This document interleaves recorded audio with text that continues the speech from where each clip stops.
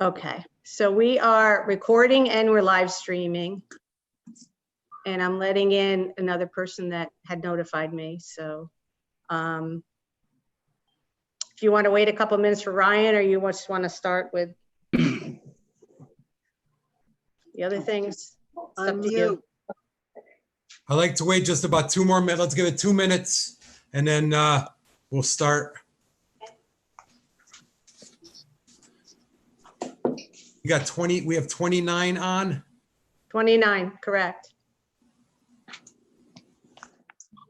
Okay. I just learned yesterday that I can put the participants on the right-hand side while I still see boxes. Yes. Thought we could only do boxes. See, you learn something new every day. Beautiful. It's the world we live in now. Attaboy, Ted. Yeah. Look at Ricky. Learned how to lie. See, you're 39, Rick. See? Thanks. Yeah. Okay.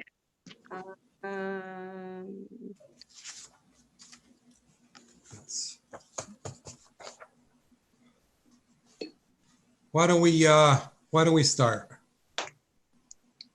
You want to do that? Sharon, you ready? I'm ready. Yep, you're good to go. Oh, wait a second. Yep, you're good. You're on. Yep, you're live on YouTube and we're recording to the cloud. So we're good. Number 30 just came on. Do you know if that's Ryan? No. Okay. No. Mr. Rotello's coming on. He's 31.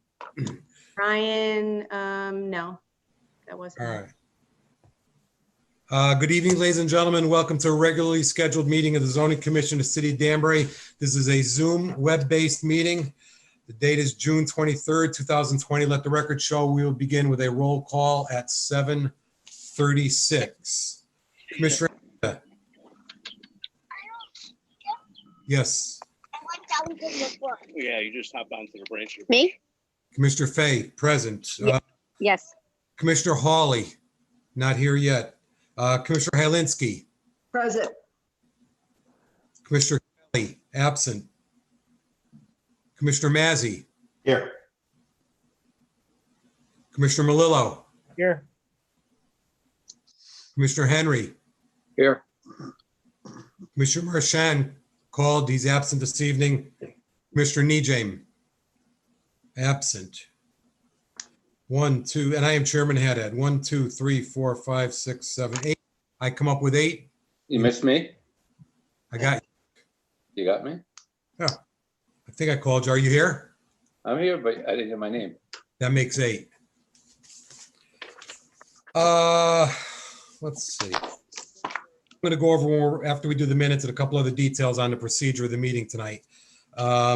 It pretty much mirrors the way we always run our meetings, but because this is a Zoom meeting, there's a couple things I want to go over.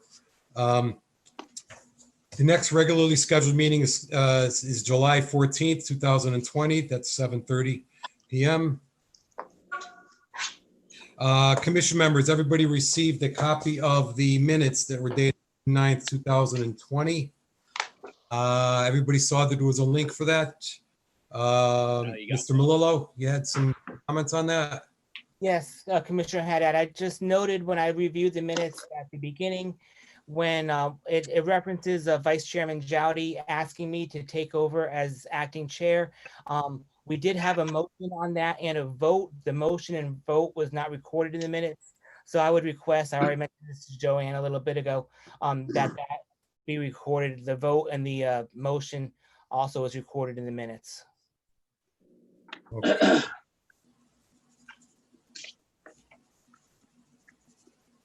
Anything else, commission members? Any other comments? Anything else on the minutes? Additions, changes, deletions, modifications? Is there a motion to accept the minutes? As amended. As amended by Mr. Melillo. So moved. By Mr. Jowdy, is there a second? Second. Second by Mr. Mazzy. Comments? All those in favor, signify by saying aye. Aye. Aye. Aye. Position, that would be a unanimous acceptance of the minutes as amended. I would like to, at this time, also go over some of the details on how we're going to run the meeting, which is the way we usually run it. We're gonna call into the record the title and open of the public hearing. We're then going to read any exhibits and documents, petition, for example, staff report, anything from the planning commission, anything from any referrals from any other adjoining agencies, municipalities. We are going to then give those wishing to speak in favor an opportunity to speak. It's generally the petitioner or the petitioner's counsel. After that conclusion, we're then going to ask if there's anyone else wishing to speak in favor of that. Generally around that time, if there's any letters that have been submitted to the staff or to the department, they'll read anything favorable also for the record. Go into those wishing to speak in opposition. Called in order. Ms. Calitro is the host. She will look for hands being raised. We will look for a significant period of time to make sure that everyone can be seen. The object, not only in hearing petitions and deciding their fate, is also to make sure that the public is heard, all those wishing to speak in favor and in opposition. So we want to make sure that everybody gets a chance under these circumstances to be heard. The opposition will then come up and speak. There'll be a rebuttal portion. It's a possibility that commission members will be asking questions prior to anyone speaking in opposition or in favor, which would be right after the petitioner makes their presentation. So we will yield to any commission members wishing to speak or ask any questions that may clarify any issues that those wishing to speak in favor or opposition may have, or questions that may have in their mind. There's a possibility that there could be a motion to close it and close the public hearing this evening. There's also a possibility that a commission member can say they want to continue it for a specific reason, or for a for not a specific reason, maybe just to digest facts. So that's generally the format that we do it when we're in the common council chambers, and that's the way we're going to do it again tonight. What I'd like to do is, Mr. Chairman, can I just interrupt for a second? Just let you know, Ryan Hawley is on the meeting. So you have 9 now. beautiful, let the record show. Welcome, Mr. Hawley. Hello, thank you. Sorry, I'm late. Oh, we're at 9. Thank you, Ms. Cole. What I'd like to do, especially since these meetings are crazy and weird and different, I'm always trying to dot the I's, cross the T's. And because what I like to call the pipeline of participants, as it gets bigger and bigger, that gives the host a more difficult time to see hands raised.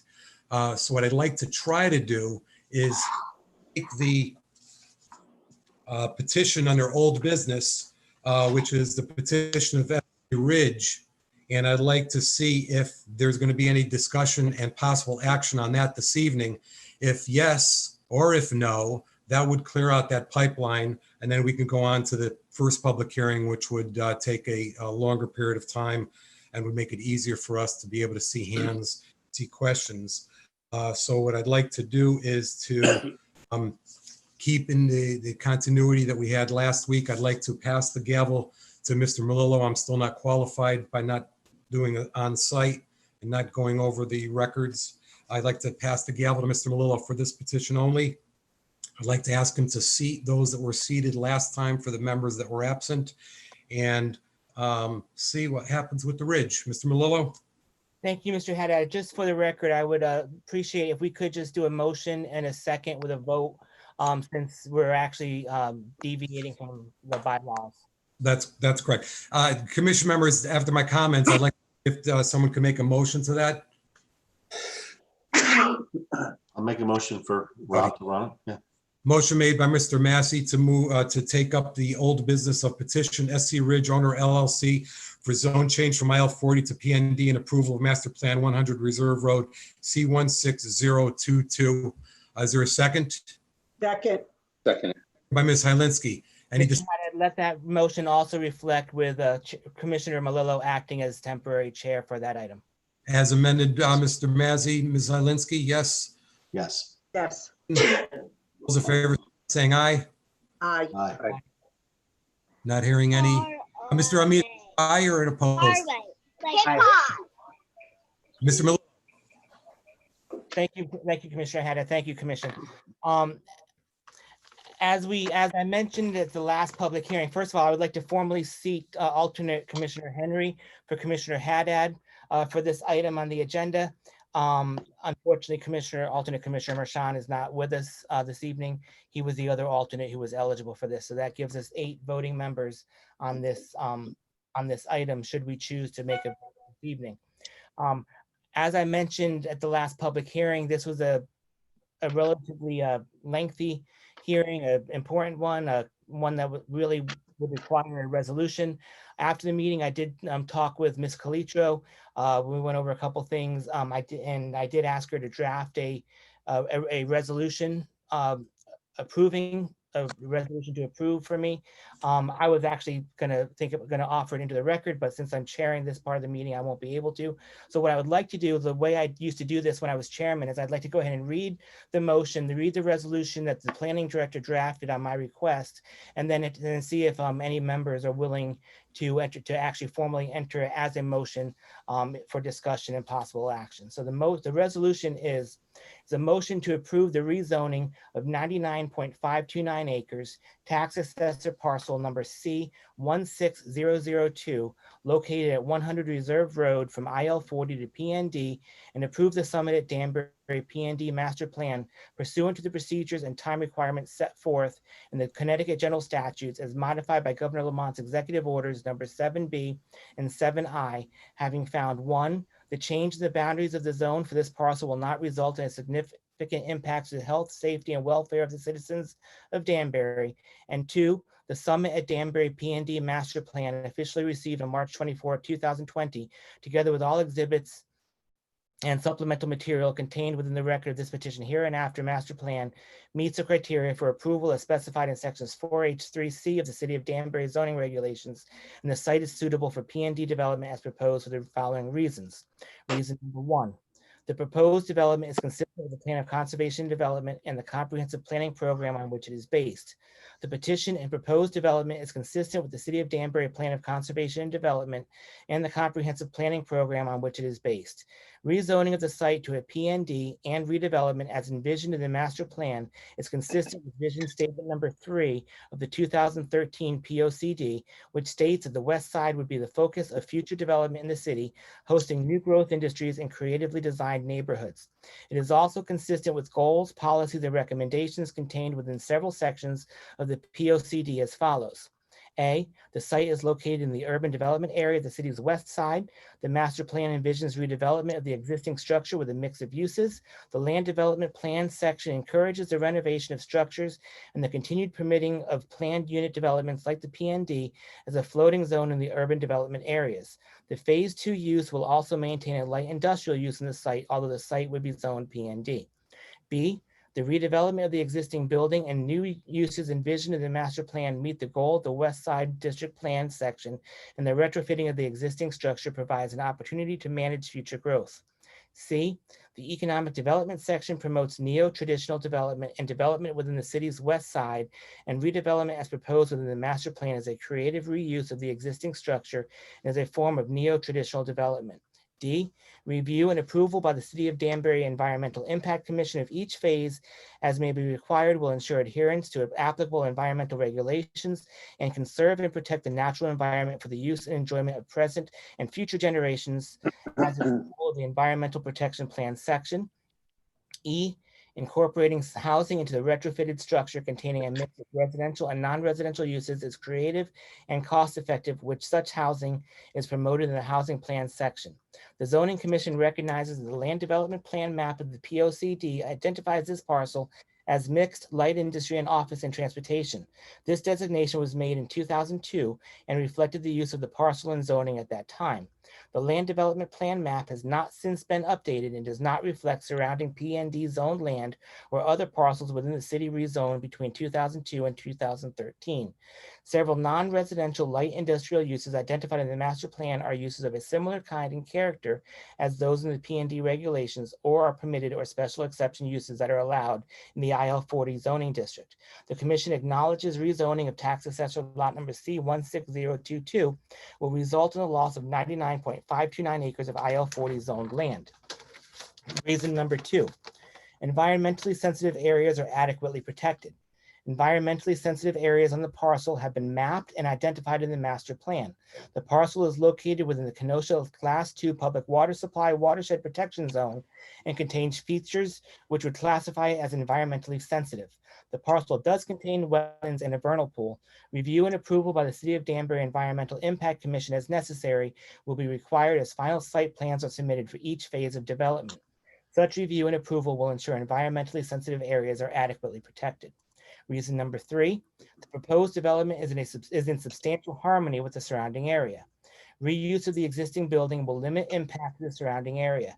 The proposed Phase 2 warehouse and office facility will constitute a new use along Sawmill Road.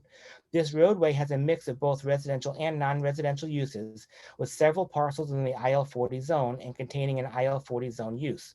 The proposed warehouse and office use on approximately 29 acres in Phase 2 is similar in kind and character to other industrial uses further south. Compliance with landscaping requirements, as well as incorporation of additional landscaping, including but not limited to street trees, plantings, or fencing, as well as supplemental perimeter landscaping, will be required on all final site plans. This will ensure that the proposed development envisioned in the master plan will be in substantial harmony with surrounding areas. Land surrounding this PND are also zoned PND.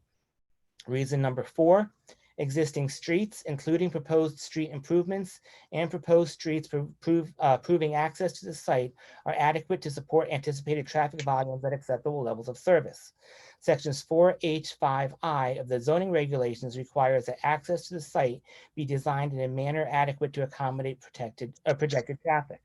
The private roadways providing access via private easements to this existing building are adequately designed to serve the need of the proposed mix of uses envisioned in the master plan.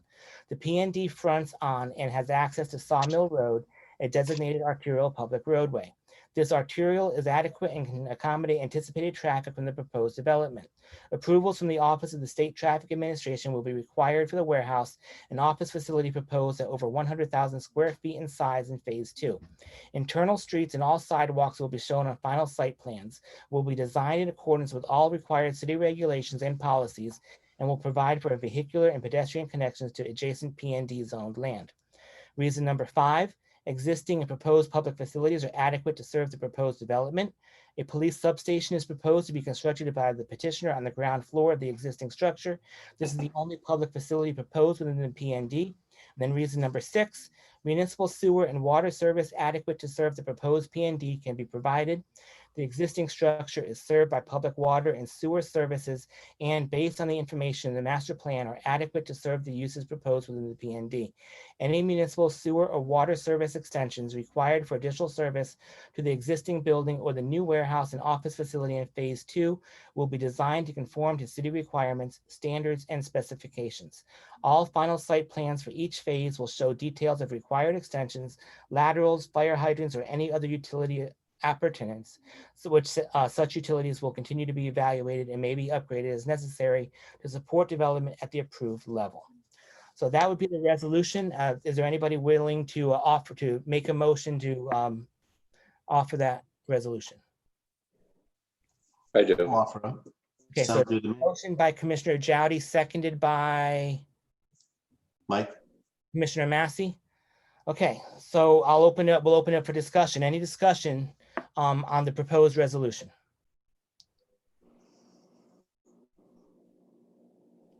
I'm gonna look for some hands. Hold on.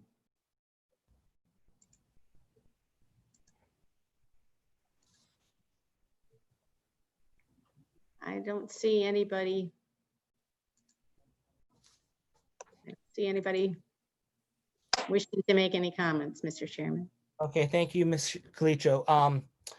Attorney Beecher, as you know, we only have 8 eligible voting members out of the 9 that are seated. You know, I've always given preference to the attorney before asking for a vote in case you would like us to hold off on the 9 eligible members, or if you're comfortable with us proceeding with only 8. I'm comfortable with you proceeding, Mr. Chairman. Okay, thank you, Attorney Beecher. So commission members, a yes vote will be to approve this resolution, and no vote will be to deny the resolution. As we're thinking about the resolution, I would just like to you to consider the fact, does this resolution reflect our consensus? This resolution was based on the information presented in the public hearing. We didn't have much time to discuss, but there wasn't much opposition. And we did ask questions during the public hearing. So with that, seeing no further discussion, a yes vote again will be to approve, and no vote will be to deny. Commissioner Jowdy, Approve, yes. Commissioner Massey, Yes. Commissioner Hylinski, Yes. Commissioner Fay, Yes. Commissioner Almeida, Yes. Commissioner Hawley,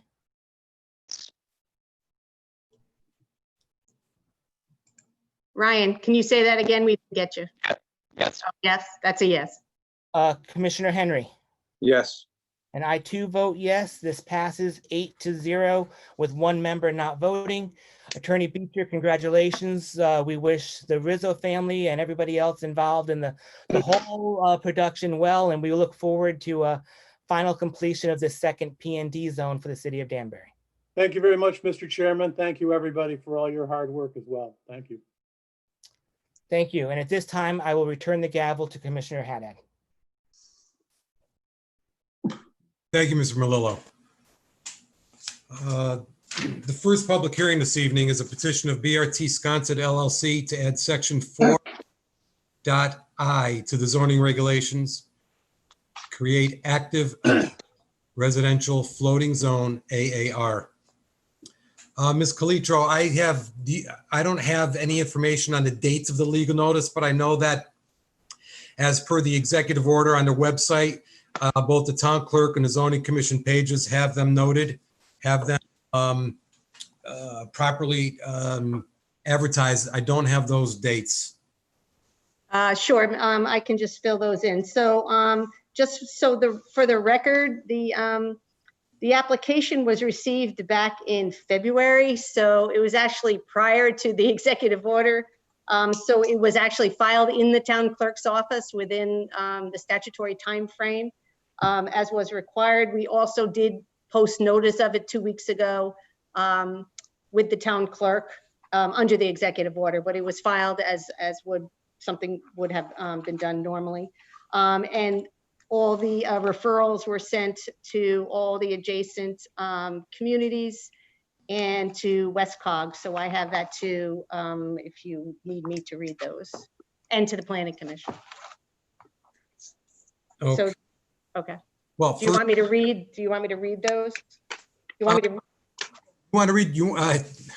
I was wondering who was going to draw the short straw for the staff report, but since if you're volunteering. Well, let me go before the staff report. Let me just read the Planning Commission 83A referral. Sure. And then I guess I can start the staff report, or if somebody else wants to do it since it's mine, it's fine too.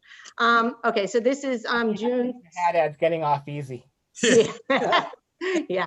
June 17th, 2020 to Theodore J. Haddad Jr., Chairman, Danbury Zoning Commission. From Arnold Finaldi Jr., Chairman, Danbury Planning Commission, 83A referral, petition of BRT Sconset LLC to add section 4I to the zoning regulations, create active adult residential floating zone AAR.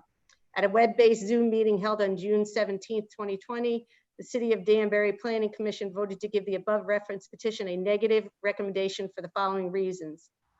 1, the petition is inconsistent with many of the goals, policies, and recommendations of the Plan of Conservation and Development, including but not limited to A, the growth management policy and recommendation in the land development plan section to concentrate future medium and high density residential development in the urban core and urban development areas. B, the policy and recommendation in the land development plan section to limit development in suburban areas to predominantly low-density residential neighborhoods, as the amendment could result in increased density in these areas. And C, the policy and recommendation in the land development plan section that the zoning regulations should be amended where necessary to protect residential neighborhoods, as the amendment could result in potential disruption and change in character within traditional and established single-family neighborhoods by allowing high-density multifamily uses. 2, the creation of the proposed floating zone is unnecessary since residential uses are already permitted in more than 1/2 of the city's 21 zoning districts, including several zones where multifamily housing is allowed and density bonuses are permitted. 3, the extent of residential areas of the city within which parcels could be rezoned to the proposed floating zone, albeit meeting specific requirements as proposed, is too broad and could result in unanticipated consequences, placing at risk the character of the established single-family neighborhoods. 4, the format of the proposed amendment is inconsistent with the structure of the zoning regulations. 5, the language of the proposed amendment is of concern and unacceptable, as it, 1, includes restrictions or requirements that are similar to existing restrictions and requirements in the zoning regulations, but worded differently. 2, it is ambiguous and confusing, which could lead to issues of interpretation if approved. 3, could result in unanticipated impacts, and 4 includes unnecessary text. 6, the proposed amendment is not in the best interest of the city as a whole. The motion to this a negative recommendation was made by Mr. Urice, seconded by Mr. Chioccio, and passed unanimously by roll call vote with ayes from Mr. Chioccio, Ms. Hofstadter, Mr. Salvain, Mr. Urice, and Chairman Finaldi. Thank you. Thank you very much. Okay. This is the referral to WestCog. It's an email to Joanne Reed, Commission Secretary, from Kristen Floberg, Planner, regarding Connecticut statutory referral to WestCog from Danbury, attached zoning amendment dated March 6, 2020. Thank you for submitting the attached referral to WestCog.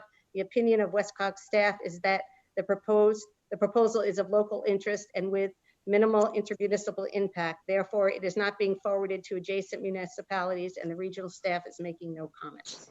Thank you. I'll just read the legal notice so we know. It's this is the one filed with the town clerk. Application to be heard by the zoning commission at the public hearing in a web-based meeting hosted on Zoom on June 23rd, 2020, 7:30 p.m. Agenda to be posted will include instructions to access the Zoom meeting and application materials. Public hearing pursuant to Executive Order 7I, Section 19C. Notice is hereby giving that the following petition will be heard. 1, petition of BRT Sconset LLC to add Section 4I to the zoning regulations, create active adult residential floating zone, AAR. Theodore J. Haddad Jr., Chairman, filed with the town clerk on June 11th, 2020. Perfect. Thank you very much. Okay, do you want me to read the staff report, or somebody else want me to read it? It's my own staff report. Ms. Calicio, if you want, I've had a lot of practice reading them. I don't have a problem reading it if you and Mr. Haddad would like to, since you've done a lot, or I'll also allow you. It doesn't matter to me. You can read it because I'm trying to keep an eye on as well on who's trying to get in. So if you don't mind, that would be great. Sure. Thank you.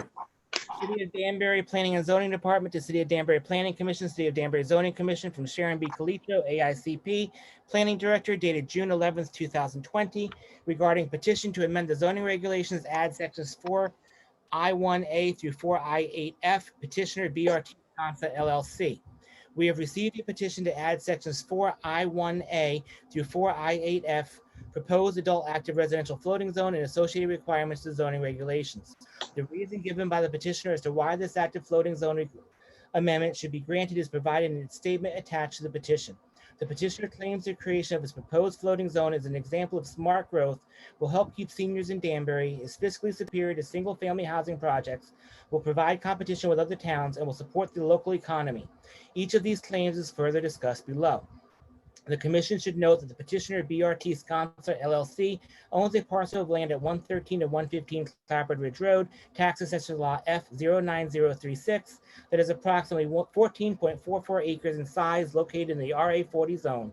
In 2003, after a series of applications that were submitted and subsequently withdrawn, an application for Damia development was submitted to the Planning Commission.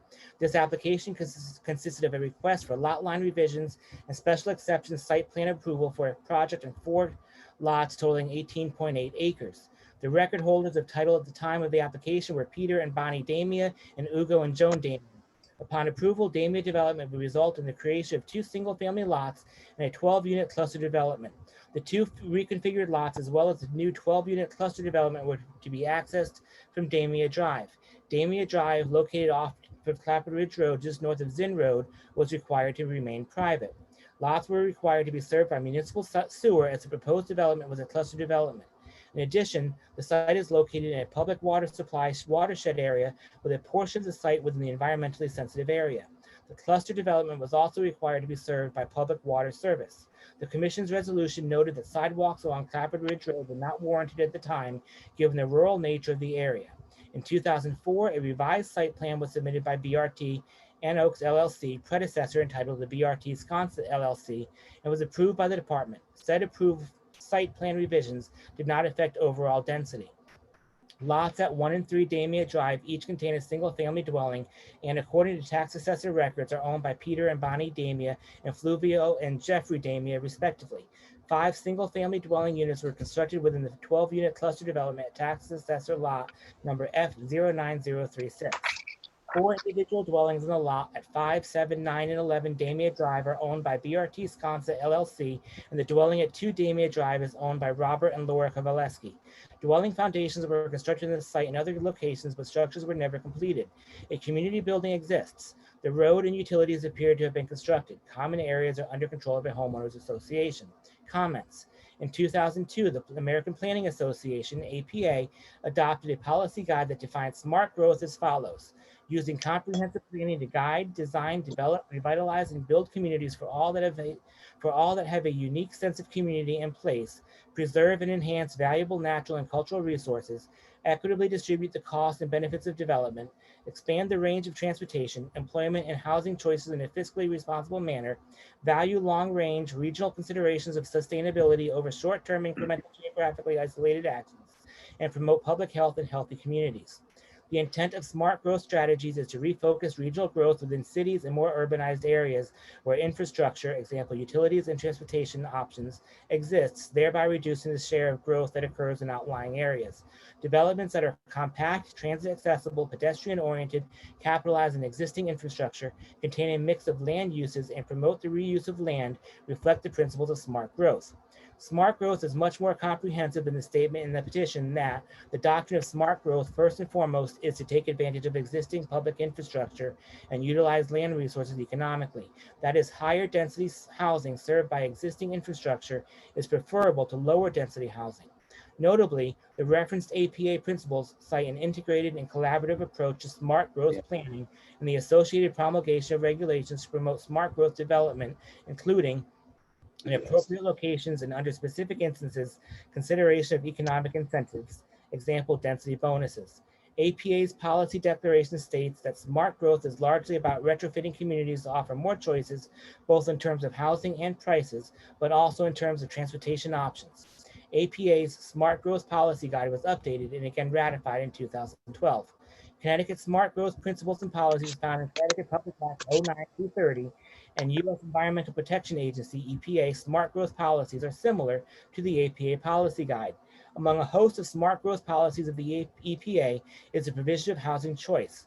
This is defined by the EPA as providing households of all income levels with the ability to live in homes that meet their needs. It requires communities to provide for housing of varying types and costs, and locate them in proximity to places of work, services, and transportation. The premise is that expanded housing choice allows communities to 1, mitigate the environmental cost of auto-dependent development, 2, use infrastructure resources more efficiently, 3, ensure a better jobs housing balance, and 4, generate a strong foundation of support for neighborhood transit stops, commercial centers, and other services. In other words, it is not just a matter of density, but a consideration of a broader and more cohesive picture of the development of the community drawn and endorsed by the community as a whole.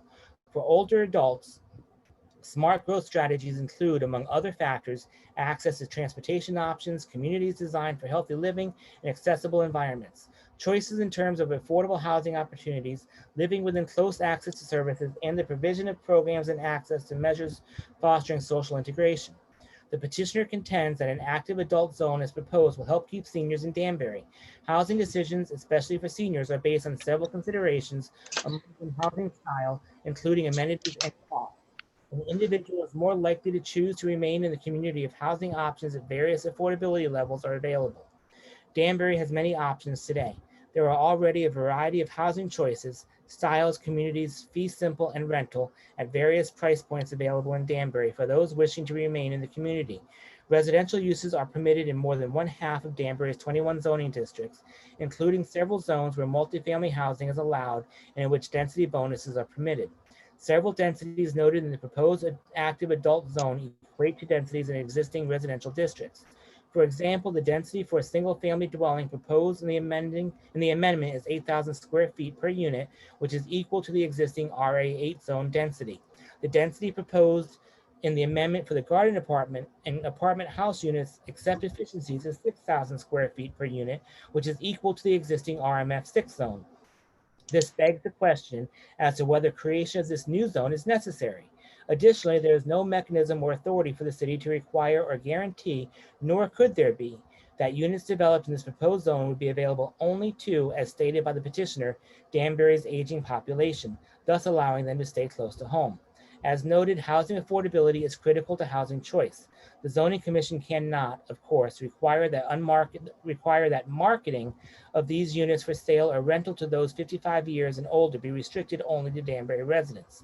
The likelihood that many units would be sold or rented to seniors relocating from other communities is equally as probable and may be greater than the likelihood that seniors in Danbury would sell their Danbury home and move into a new unit developed on a lot in this new zone. As noted by residential realtors, unit sales on the west side of Danbury and throughout the city as a whole indicate that many new residents are relocating to Danbury from adjacent states. This may be more likely now given the effects of the health pandemic. The American Community Survey estimates that in 2018, those in Danbury aged 55 years and older comprised 25% of the population. The Census Reporter, Table B19049, utilizing the same U.S. Census Bureau data, also revealed that the median household income in the past 12 months for householders aged 65 and older was $55,370, lower than those in the 45 to 64 age category by approximately $21,000. The proposed petition does not tie sale or rental prices to standard affordable housing calculation metrics, nor does the amendment require any units to be restricted in terms of price. Therefore, it is reasonable to conclude that many in Danbury aged 55 years and older could be priced out of the market. The Commission should note that under the Federal Fair Housing Act of 1968, it is illegal to discriminate in housing and real estate transactions based on race, color, religion, sex, national origin, handicap, or family or familial status. This act contained a provision exempting senior housing from the prohibition against familial status discrimination. The 1995 Housing for Older Persons Act, or HOPA, amended the exemption. It modified the statutory definition of housing for older persons as housing intended and operated for occupancy by at least one person 55 years of age or older per unit, required the provision of facilities and services to meet the residential needs, and established procedural policies for compliance. It also mandated projects claiming the exemption, established age verification procedures. It is legal for projects to market themselves as age restricted, or in this case, active adult, under the federal law. To qualify, in addition to the above noted requirements, such projects have to maintain 80% of the occupied units as being occupied by at least one person who is 55 years of age or older. Conversely, 20% of the occupied units could house those who are under 55 years of age. There is no language in the proposed petition that makes reference to compliance with the provisions of the Federal Fair Housing Act as amended, or CGS Section 46A 64B. Discriminatory housing practices as amended, as do regulations in several other communities in Connecticut that have adopted senior housing zones. There are also no provisions in the amendment regarding administrative protocols for an applicant to ensure to the city adherence to said restriction. The absence of definitive provisions for enforcement by an applicant in this petition and the lack thereof in earlier versions of the city's zoning regulations, coupled with the inherent difficulties associated with enforcement, particularly at the municipal level, prompted the Zoning Commission in the late 1980s, early 1990s to delete a provision that had allowed age-restricted housing in certain residential zones. Note the lack of local government authorization for age-restricted housing does not prohibit a developer from constructing, operating an age-restricted project. Any developer can place an age restriction on a project and assume responsibility for compliance with federal fair housing laws and requirements. Placing age restrictions on a project does not therefore require municipal approval. What does require such approval is allowing a density bonus for doing it. The petitioner claims that age-restricted multifamily projects are fiscally superior to single-family housing, notwithstanding the fact that this regulation, if approved, would allow for the injection of multifamily dwellings in the city's most restrictive single-family zone. It is interesting that it uses the term multifamily projects, but the proposed regulation allows developments comprised of 1, 2, and 3 family dwellings. The report quoted in the petition entitled Building Better Budget, a copy of which is available in the file as printed by the department, does state that smart growth development costs 1/3 less for upfront infrastructure, and that smart growth development saves an average of 10% on ongoing delivery of services. Said report explains that smart growth development patterns require less infrastructure, upfront capital costs, long-term operations and maintenance costs, and presumably costs for eventual replacement are all lower. Smart growth development also often uses existing infrastructure, lowering upfront capital costs even more.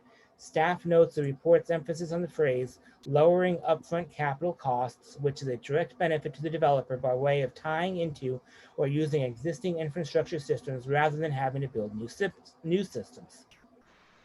In terms of the ongoing delivery of services, smart growth development may save on the delivery of services if, as noted, distances that service delivery to vehicles must travel are reduced as development becomes more compact. This is not necessarily the case if one were to build multifamily housing in the middle of a single-family neighborhood beyond the limits of a city's core or urban development growth boundary, as would be the scenario for the Clapwood Ridge Road parcel owned by the petitioner. In contemplating the petition, staff suggests the commission focus on whether the benefits of considering a density bonus for an age-restricted housing development as proposed outweigh the potential changes in neighborhood character, as well as the incompatibility of proposed uses should they be permitted to locate within traditional, low-density, single-family neighborhoods. Consideration could be given to more appropriate locations where projects for this population segment could be developed that truly support the principles of smart growth. To reiterate, there are several zoning districts that allow multifamily dwelling units and density bonuses within Danbury, including density bonuses for the provision of affordable housing. Even with the proposed restrictions on parcel size, utility connections, and access, the commission should consider whether this petition is too broad in terms of the land area it could impact in the Danbury community and whether it could result in unacceptable unintended consequences. A 2005 report by the Citizen Housing and Planning Association in Massachusetts noted an interesting finding that relates to the petitioner's fiscal argument. It said, while the fiscal impact of new housing development on school costs dominates the debate, in most communities, increasing school enrollments are the result of generational turnover of the existing housing stock. About 15,000 single-family homes are built each year in Massachusetts, yet more than 4 times that number of existing homes change hands yearly. Increasingly, the sale is from an older household to a younger one, often with children to educate. This is the reason many slow-growth communities, especially those with strong school systems, have experienced sharp increases in their school-age populations. Even in high-growth towns, turnover generates more new families with school-age children than new construction does. Staff questions the petitioner's claim that this type of housing at the density proposed is really a benefit that would enable Danbury to spend more money on its public schools, considering Danbury's growth and desirability as a place to live. It is not unreasonable to conclude that single-family dwellings vacated by seniors could backfill with families containing school-aged children that must be educated. The petitioner claims that a reason to amend their zoning regulations is so that Danbury can compete with other Connecticut municipalities for age-restricted housing. Competition should not form the basis for a zoning decision. Amending the zoning regulations should only be done after a comprehensive and careful consideration of the proposed change and its potential impacts throughout the city. Finally, the petitioner claims that local businesses and cultural venues would benefit from an increase in discretionary expenditures from retaining and growing Danbury's population of age-restricted residents.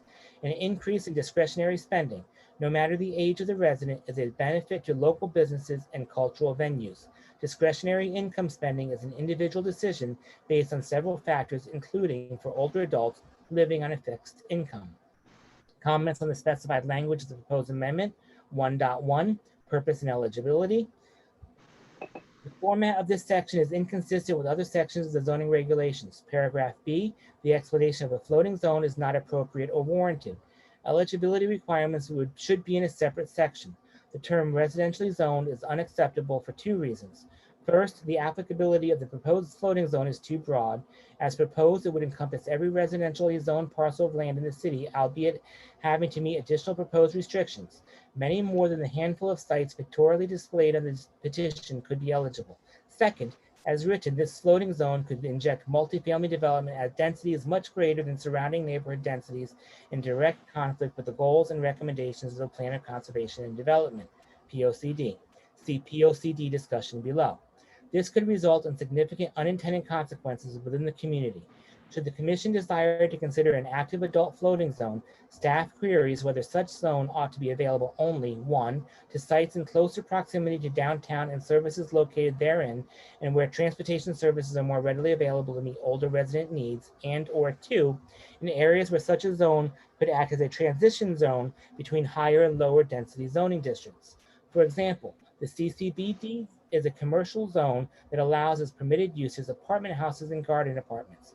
Why would the city necessarily exclude this area from a development for active adults, but allow the area to be developed for those of other ages? The zoning commission should consider whether the expanse of lots throughout the city where this new floating zone could be located, which such lots are distant from services and transportation options, is in conflict with several smart growth policies. In terms of these issues as related to the property owner by this petitioner, for example, approving this amendment would allow the petitioner to file for a zone change that, if approved, would inject multifamily housing in the middle of a long-standing single-family neighborhood. Development on this parcel would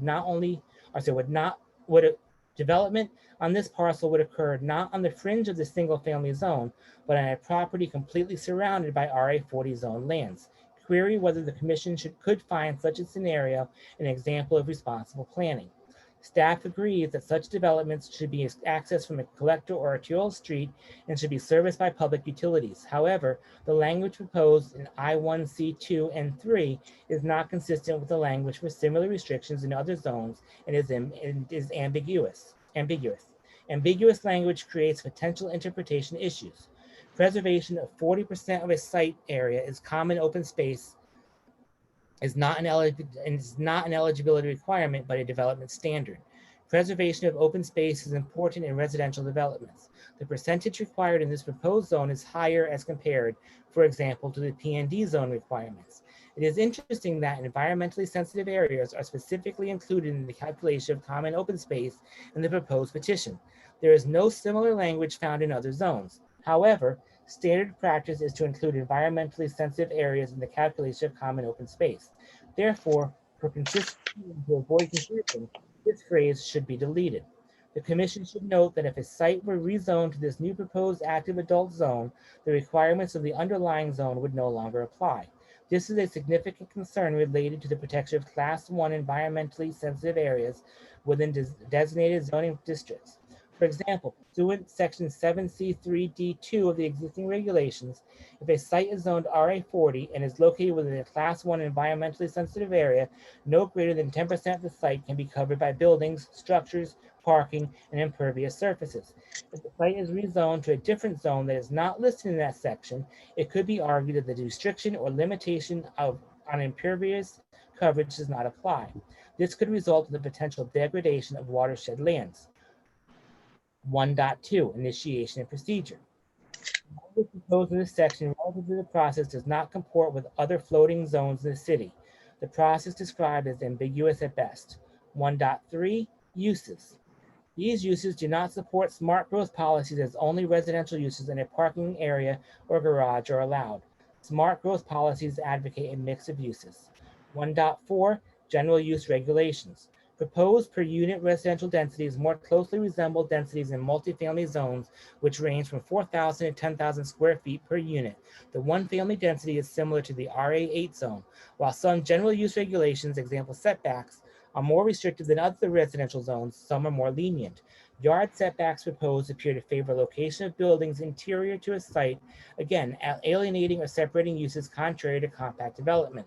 There are also no minimum setbacks if there are 2 or more one-family dwellings to be built on a single parcel similar to the area and bulk requirements for cluster development.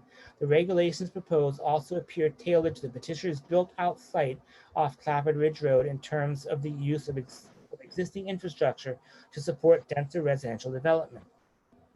The building height proposed at 50 feet with no stories limitation for an apartment house garden apartment structure is 5 feet greater than an apartment house in the RMF zone, which is restricted to 45 feet and 4 stories. All other uses in the RMF zone are limited in height to 35 feet, 3 stories. Apartment houses in the RH3 zone, the urban high residential zone, is 75 feet, 7 stories. The PND zone apartment house height limit is also 75 feet, but all other uses, including garden apartments, are limited to 35 feet. The chart below indicates densities by land use that would be allowed in a minimum 10-acre site as proposed and may pertain to the petitioner's property on Clapham Ridge Road. The note that the chart is listed below. 1.5 Additional use regulations. The petitioner should identify the proposed regulations that contradict sections 4G other than building length below 1.8. There is no justification as to why it would be necessary to deviate from site design standards that are applicable in almost every zoning district. Any language related thereto is more appropriate under sections I-7 site design standards. There is no proposed reference to this new zone in the existing regulations, sections 4G. The limitation on the number of efficiency units is acceptable. 1.6 Open space requirements. See above comments regarding open space. Some requirements are repetitive and some not necessary, as open space requirements should be governed by existing regulations. Language in proposed sections 1I6B is ambiguous and can lead to problems in interpretation upon application. 1.7 Site design standards. As related to proposed sections 1.7a, similar to comments above, the petitioner should identify the proposed regulations that contradict those found in section 8 of the existing regulations. Language in proposed sections 17B1 is not necessary. The language in proposed sections 17B2 is the same as in the PND zone. Proposed language in sections 17B3 and 4 regarding roadway construction and sidewalks is not consistent with existing regulations and is at best ambiguous. Internal roadways should be built to city specifications but remain private. No waiver provision should be considered. This helps ensure roads are of comparable design and structure to withstand intended use, but the city is not responsible for ownership or maintenance. Appropriate and standard easements should be provided for utilities. In the proposed sections 17C, the 2-bedroom parking requirement for garden apartments, row houses, and apartment houses is reduced to 1.5 spaces per unit, while the other parking requirements are the same as in section 8 of the existing regulations. No justification for the reduction has been provided. There is no requirement for guest spaces, the lack of which for all multifamily developments creates a parking issue. 1, 2, and 3 family dwellings already require 2 spaces per unit in the existing zoning regulations, so the proposed 17C2 of the petition is not necessary. 1.8 Building design principles and guidelines. Language in this section may present difficulties during a review process, which again has not been defined in this petition. In proposed sections 1.8D, staff questions why it would be necessary to allow a building developed in this proposed zone to be 275 feet in length or 75 feet longer than the existing limitation of 200 feet for multifamily structures in other zones. There is no justification for an increase in length, particularly tied to age-restricted housing. The language regarding structured garages is ambiguous.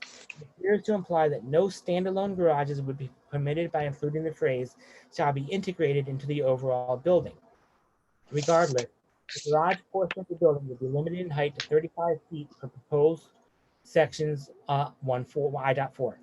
Green building technologies and LEED certifications in proposed sections I8F, while commendable and to be encouraged, are haphazardly included in this amendment and noted as being beneficial in terms of reducing energy costs and improving the attractiveness of the building from a marketing perspective. Language touting marketing benefits are not appropriate in zoning regulations. Therefore, sections 1(8)(f) should be deleted. Consistency with the Plan of Conservation and Development, POCD. The POCD does provide that land use regulations should be periodically reviewed and amended to remain current with evolving development patterns and city needs. It is questionable, however, whether the petition in the format proposed is really responsive to city needs and would be compatible with development patterns. As proposed, the petition is inconsistent with the growth management policy and recommendation to concentrate future medium and high-density residential development in the urban core and urban development areas, POCD, page 13. It is also inconsistent with the policy and recommendation to limit development in suburban areas to predominantly low-density residential neighborhoods, POCD, page 13. Additionally, the petition is inconsistent with the policy and recommendation for residential neighborhoods that states that zoning regulations should be amended where necessary to protect residential neighborhoods, POCD, page 14, allowing for a change of zone that would most likely result in the development of multifamily housing in stable single-family, low-density neighborhoods may do just the opposite. The petition also creates a floating zone for neo-traditional development that could be applied in areas outside the recommended urban development areas, POCD, page 14. Most of the example lots in the petition to which the petitioner indicates this floating zone may apply are located in the suburban development or low-density residential area. The Economic Development Plan of the POCD supports efforts to revitalize neighborhoods as necessary in the urban core, including affordable housing and elderly housing, POCD, page 28. All urban core zoning districts are not included in the petition. In terms of the housing plan, policies and recommendations favor expanding the supply of affordable housing, including the continuation of density bonuses in selected multifamily districts for affordable housing, POCD, page 35. The petition is silent on affordability, and while the POCD recommends supportive actions to meet the housing needs of special needs groups, including the elderly, there are no specific policies related to housing and density bonuses for affordable housing, POCD, page 36. Conclusion. The commission may find there is some merit to consideration of an age-restricted active adult floating zone in specific locations with appropriate restrictions after proper study of the needs of the community. This may include the determination to locate said zone only in close proximity with the services and transit network that supports and would benefit older adults. As submitted by the petitioner, based on the concerns noted above, this petition raises significant concerns for Danbury. The commission reasonably may conclude that a floating zone that would apply to all residentially zoned land, even at 10 acres in size on arterial collectors and with public services, is too broad and may result in potential unacceptable unintended consequences throughout the city. Introducing tall, multifamily buildings within well-established single-family neighborhoods may disrupt and not protect the character of the neighborhood. Both density and design of said structures in such locations could reasonably be considered incompatible with the existing zoning scheme. If the commission were inclined to consider the petition without any amendments, staff cautions that its form, process, and substance are incompatible with the structure of the existing zoning regulations. The Planning Commission must issue its report to the Zoning Commission as to the consistency of the proposed regulation with the POCD and any other relevant recommendations. The Zoning Commission, if inclined to approve this petition, must state on the record its findings relative to consistency of the amendments with the POCD and find that such amendments will not negatively impact the health, safety, and welfare of the general public. As presented, staff is hard-pressed to find either and does not support the proposed petition. There are attached references, and this is copied to Jennifer, Robin Edwards, Neil Marcus, and BRTC sponsor. Thank you, Mr. Malillo. A+ for all your reading for tonight. Anyone wishing to speak in favor of this petition? Mr. Chairman, I see Attorney Neil Marcus. good evening. Good evening. Hi. For the record, Neil Marcus, Kona Wolf, PC 158 Deer Hill Avenue, on behalf of the applicant. And hey, Bob, before we start, could you reread page 5? Page 5. Hold on, let me. I'm only kidding. I'm only kidding. But I'm gonna tell you, I'm gonna ask those of you who have a copy of this report to go to page 5. And on page 5 of the report, about halfway down, there's a paragraph that says, in terms of these issues as related to the property owned by this petitioner, my client, for example, Approving this amendment would allow the petitioner to file for a zone change that, if approved, would inject multifamily housing in the middle of a long-standing single-family neighborhood. Development of this parcel would occur not on the fringe of the single-family zone, but on property completely surrounded by RA40 zone lands. Query whether the commission could find such a scenario an example of responsible planning. So when I was a teenager, which was before most of you were born, unfortunately, but not that your birth was unfortunate, it's the fact that it was so long ago that I was a teenager. But when I was a teenager, sometime in the 60s in Danbury, the city of Danbury purchased the Fisher Farm up on Clapboard Ridge, beautiful farm, and they injected into a single family neighborhood the largest high school in the state of Connecticut. Isn't that interesting? You know, we take it for granted. That's where Danbury High School is. But when it was built, boy, was it out of place in a single family neighborhood. And by the way, they took the high school out of the downtown so that we could bus people in and out of there, or they could drive their cars forever, because nobody thought about that in those times. It wasn't smart growth. But the reason I say that is that times have changed. Clapboard Ridge is synonymous with Danbury High School. And if it's not synonymous with Danbury High School, it's synonymous with some of the large churches that were built up there over the years. The Greek Church, at one time the Faith Church, now the Lutheran Church, the Methodist Church, all these large structures, it all actually emigrated from the central core of the city, where churches traditionally were built. Now, why did they do that? Because you'd say, well, in Danbury, and that's where you build schools. You build them in residential zones, and that's where you build churches. You build them in residential zones. Even long-standing RA40 single-family zones.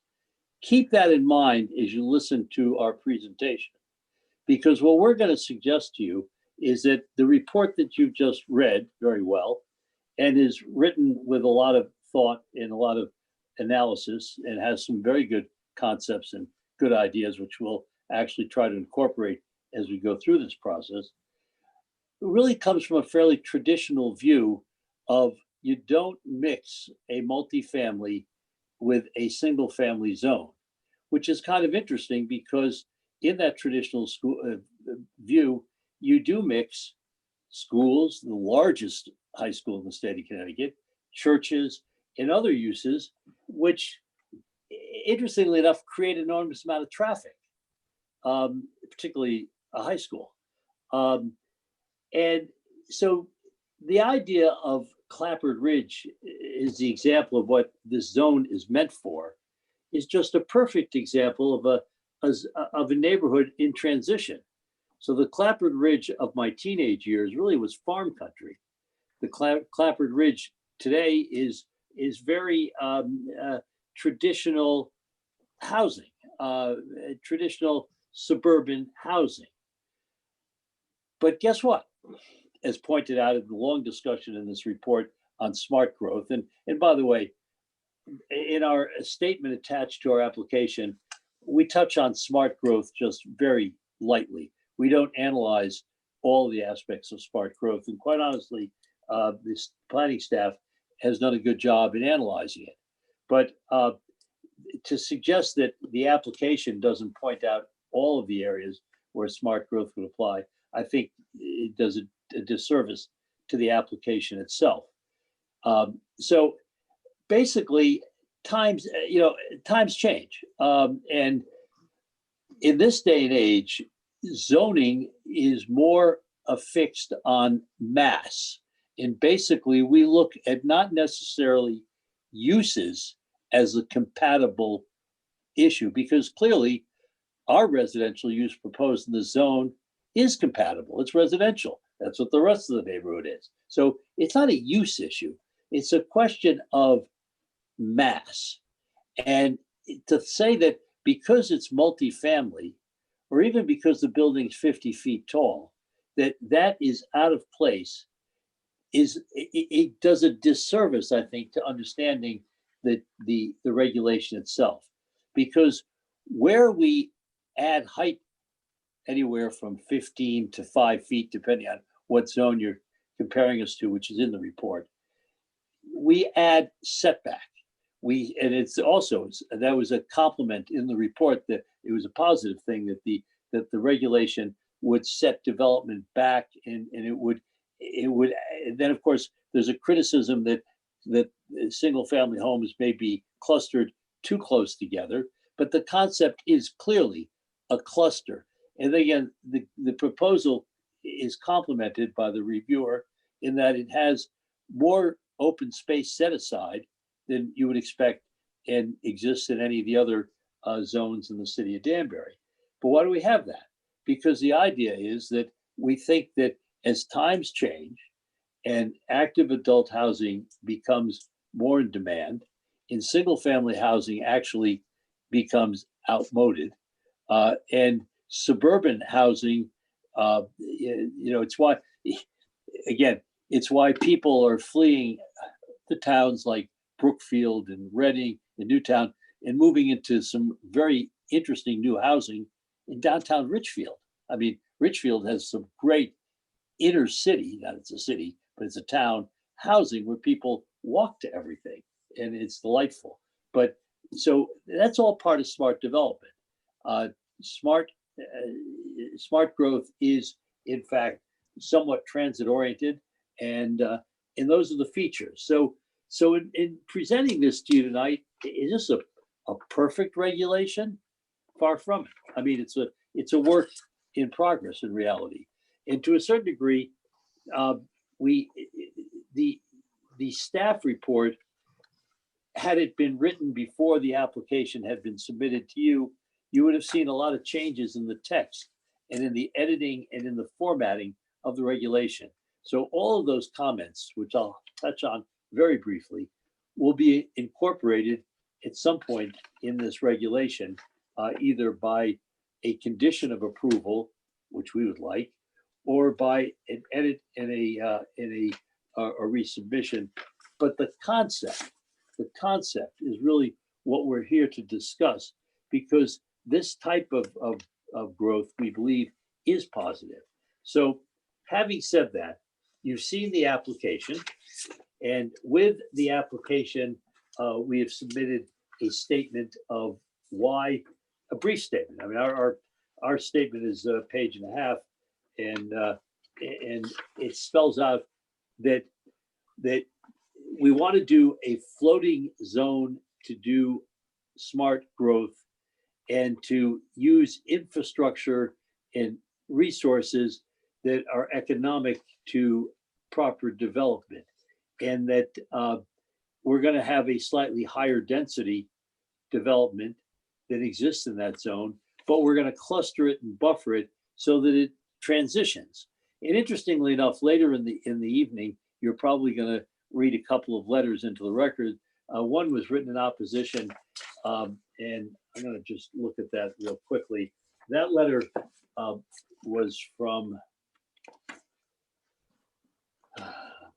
this letter was from, find it, Bob Botello from Victorian Associates.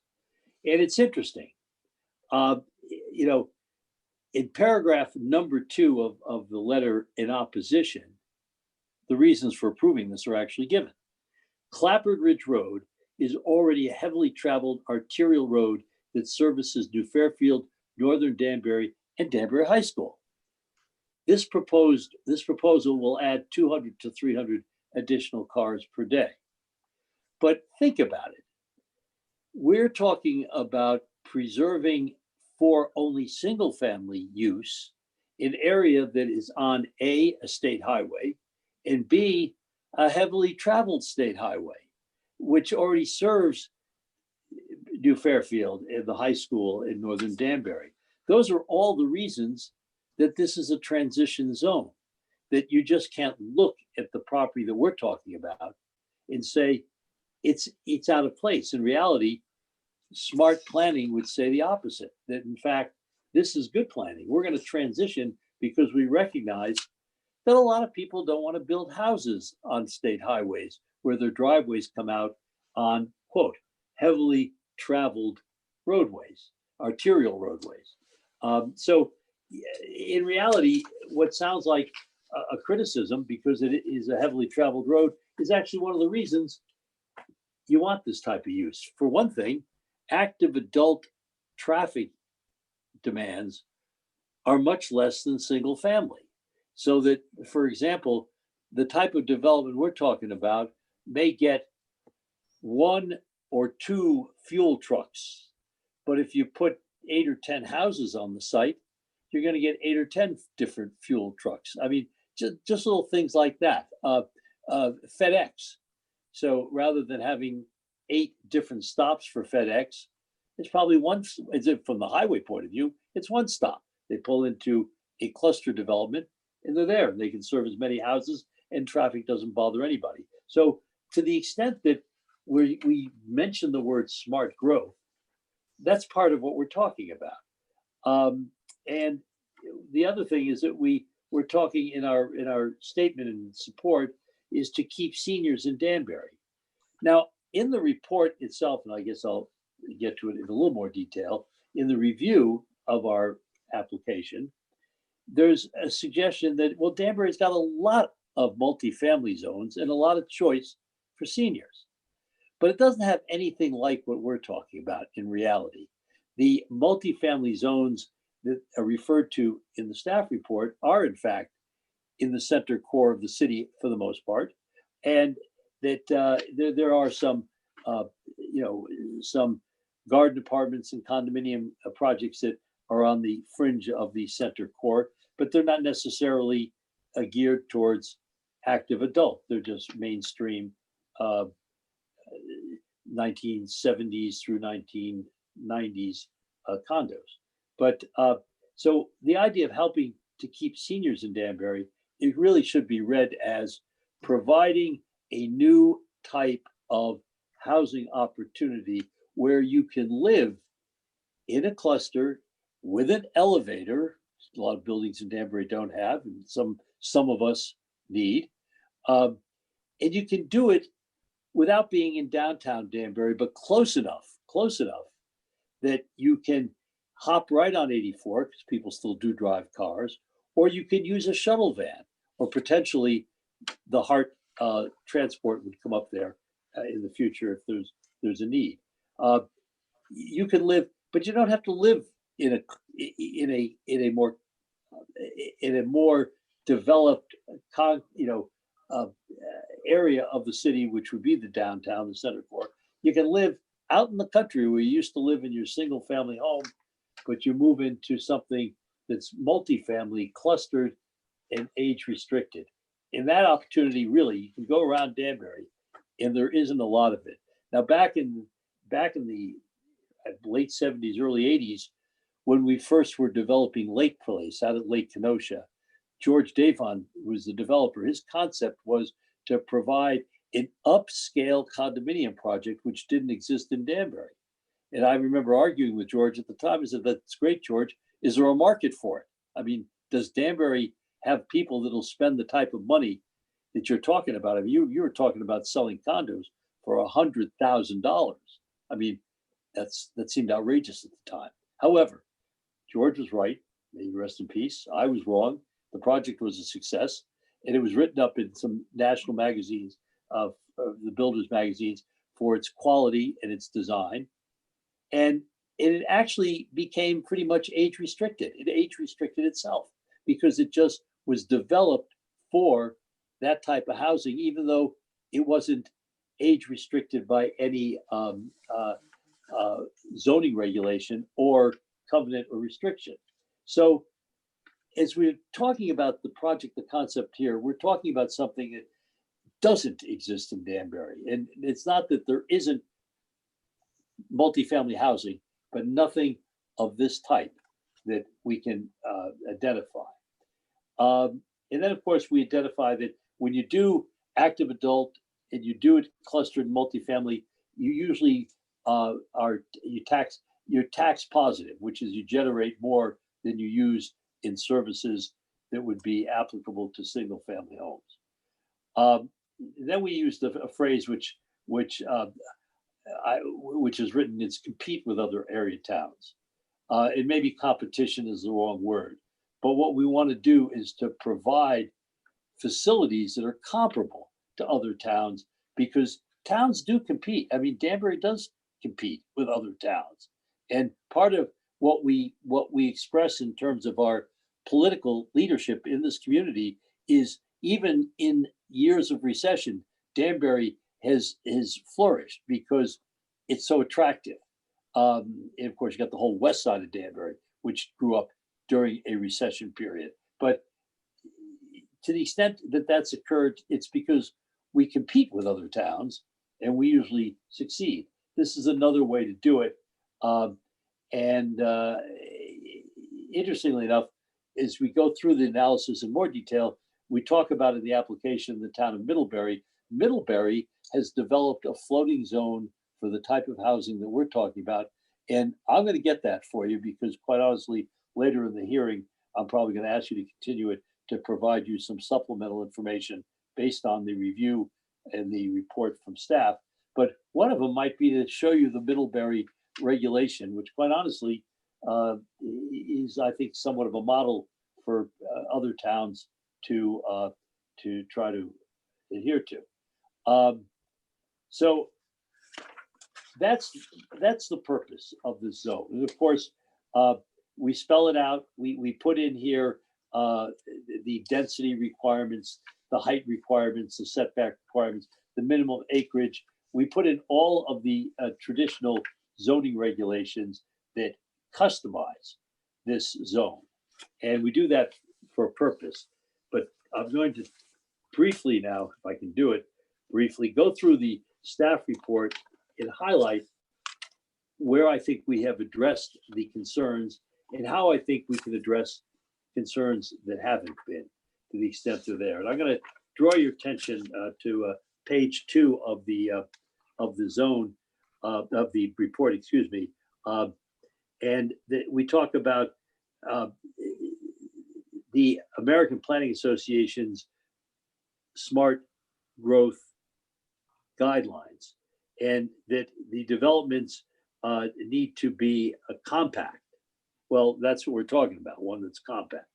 Transit accessible. Well, it's on a heavily traveled road. Obviously, it's accessible. A lot of people use the road. And by the way, what it's really accessible to is the interstate, because that is a fairly easy interstate exchange to access. Pedestrian oriented only in terms of the interior of the site itself. Clapboard Ridge is not, in fact, a very pedestrian friendly road because it's a state highway. Capitalizing on existing infrastructure, absolutely. Mix of land uses and promote the reuse of land that reflects similar smart growth. I think in those capacities, we've met it. So the real question, the next paragraph on page 2, is whether this is an appropriate location for a density bonus, because that is an economic incentive. So that's what we're going to focus on as I started this presentation, on the changing nature of Clapboard Ridge and whether this type of development is in fact the future of that neighborhood, particularly along the state highway. So at the bottom of page 2, there's some highlights of what needs to be accomplished in this type of community, and it's to allow to design healthy living, accessible environments, choices in terms of affordable housing opportunities. We could incorporate that within this. I think the program is intended right now to be somewhat more upscale, but every plan can have some affordability. And that's something that a commission can add as a provision to set aside if that's appropriate.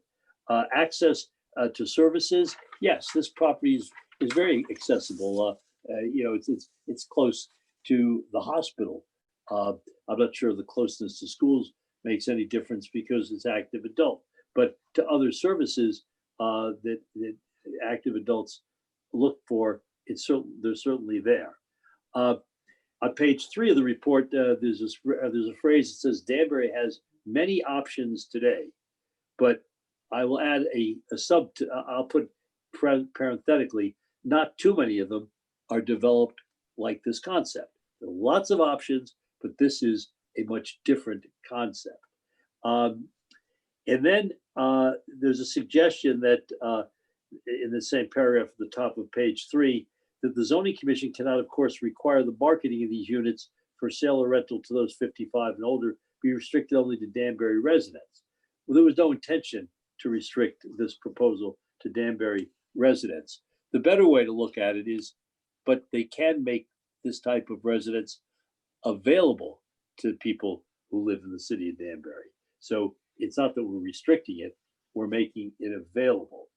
On page 3, in the middle of the page, it says the proposed petition does not tie the sale or rental prices to standard affordable housing calculation metrics, nor does the amendment require any units to be restricted in terms of price. And I say that can always be added if that's a concern, because in a lot of the towns, particularly in Bethel, we've got transit-oriented housing. They all have a affordable component. In Brookfield, where the town center, village center zone, the old Four Corners, that also has incentive housing, which has an affordable component. So we can do this without even falling under the terms of affordable housing under 8-30G. But I have to take some issue, though, at the bottom of page 3, when it says in the report, there's no language in the proposed petition that makes reference to compliance with the provisions of the Federal Fair Housing Act or Connecticut General Statute 46A-64B. Yeah, quite honestly, I don't think you have to put that in your zoning regulations. Every zoning regulation in Danbury is subject to the provisions of the Federal Fair Housing Act. No question about that. You can't sell any, you can't develop, you can't build, you can't sell without complying with the federal and state statute. So again, that's easy. We can add into the language of the regulation, but quite honestly, all your regulations are absolutely subject to. It's not necessary. It was raised as a criticism of the regulation, but in reality, it's unfounded. Moving along onto page 4, in the middle of page 4, the staff suggests that the commission focus on whether the benefits of considering density bonus for age-restricted housing as proposed outweigh the potential changes in neighborhood character as well as the incompatibility of proposed uses. Well, again, I think that's not correctly stated, because our uses are compatible, unless you're saying that active adults shouldn't live with just run-of-the-mill families that aren't either active or adult. I mean, no, the active adult is compatible. And the question again is the design of this project, by its mass and layout, height of buildings, buffering, is that compatible with the zone? And I got to tell you, once you drive by Danbury High School and then go up to the former Damia property that we're focusing on here, you would say, absolutely, but you don't really know that yet. We are going to tell you that when we're going to ask you to continue the public hearing, and we're going to show you why the design of what we're talking about is compatible, even though this regulation is not for a specific design. What we're going to show you is that the regulation allows the commission, the planning commission, to approve the type of design that is compatible. And that's the whole purpose of this application. There's a suggestion that the petition is too broad. In terms of the land area, it could impact the Danbury community. Don't give us too much credit for doing our research until we get back to you with the map of the city of Danbury showing you where exactly this type of housing can be built if this regulation is passed. So we'll do that. We've done it. It's a work that's still slightly in progress, but we're going to ask you, as I say, to continue the hearing. And at the continued hearing, we're going to give you the land use map that's going to show you that, in fact, there are very few sections of the city of Danbury where this will apply. It's a very, very limited number of properties. Again, notwithstanding the fact that you can knock down any building and rebuild, but given the current uses and the cost consideration of knocking down buildings, that we're going to show you that this is not broad. This is actually, to the contrary. I was concerned as we developed the language that we'd be accused of doing special interest zoning, that it would apply to too few properties. So we'll show you the opposite is really the reality. And then we talk about increasing school enrollment as a result of generational turnover. And by the way, that is correct. The planning staff is correct that communities can suffer from generational turnover. However, what we got to really do is look at Connecticut, because that's where we are. I mean, now Danbury, as I say, is a little unique. We've been very fortunate. We're in terms of our success in housing and in developing, as I say, even in a down economy, which is certainly the case now. But in reality, we got to look at Connecticut as a whole. We are one of the oldest states in terms of our population in the country. We are getting really old, and I'm contributing to it. So I take responsibility for that. But Connecticut's pretty old, and the fact of the matter is that the type of housing that we're talking about is to serve our community of aging people, to encourage them not to leave for North Carolina and Florida or wherever to avoid taxes, but to stay here in their senior years, spend their money here, develop our economy. And the fact of the matter is their houses will be reused, but they're going to be reused anyway, because these people, if they don't stay here, they're going someplace else. There's turnover. There's always generational turnover, no question. So it's correctly noted, but in reality, when you think it out to the logical conclusion, it's not an impediment. It's not an impediment, excuse me, to this proposal. We talked about the next page about competing. By the way, I agree. It's written here: competition should not form the basis for a zoning decision. Absolutely, I agree. But having a community that competes for economic development requires some forward-thinking regulations. That I will add. It's not the competition in the zoning regs. It's what the zoning regulations allow in terms of the development of the economic base of a community. On page 5 of the report, eligibility requirements should be in a separate section. I agree. I mean, but those types of revisions to format and text, that's not what we're here to discuss. And quite honestly, that's not what we're asking you to decide. I already talked about the fact that the type of development we're talking about doesn't necessarily require to be outside or just on the fringe of RA 40. If it's properly designed and placed, it can be smack dab in the middle, and you might not even realize it's there. However, there are some sections of the country where, and again, New England in our traditional zoning here doesn't lend itself to the type of development that occurs in other sections.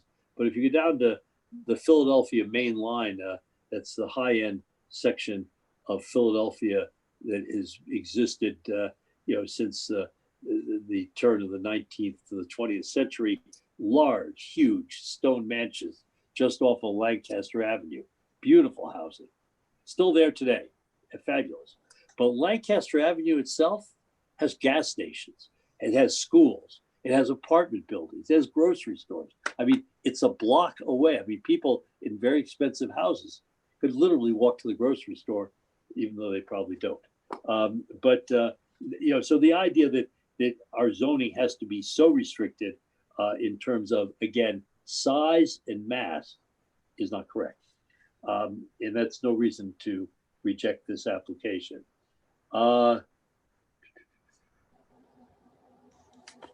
And then I'm moving on to page 6 of the report. There's a suggestion that it's actually starting at the bottom of page 5 that some of the language that was in here doesn't exist in the PND zone requirements, and therefore for consistency, take the phrase out, should be deleted. We agree. I mean, take out anything that's inconsistent that is objectionable, but it doesn't deal with the concept itself. Okay, on the top of page 6, and again, I would suggest that at this point, we actually might engage an opinion from Corporation Counsel if you think that this is an issue. But there's a suggestion that the commission note that if a site were rezoned to this new proposed active adult zone, the requirement of the underlying zone would no longer apply. That is correct. So if you take a section that's already 40 and you now make it you let the floating zone attach on that parcel, then the RA40 regs don't apply. That's clear. However, then there's a suggestion that the overlay zoning wouldn't apply. And I think there's no basis for that. I think that's actually an incorrect assumption. The overlay zone applies to any property that has class 1 environmental sensitive areas as defined in the overlay zone. So the fact that it's no longer RA40, it's now active adult. The fact that that has occurred doesn't take out the overlay zone, which is for environmentally sensitive areas. So, I haven't done the legal research of a case that says that this is not correct, but the concept itself just doesn't apply because overlay zones have a different effect than floating zones. But you might, if you're really concerned that that's a problem, you might check with Corporation Counsel on that. However, you can also correct it pretty easily by just putting in a statement that the provisions of the overlay zone specifically do apply, and that's no problem at all.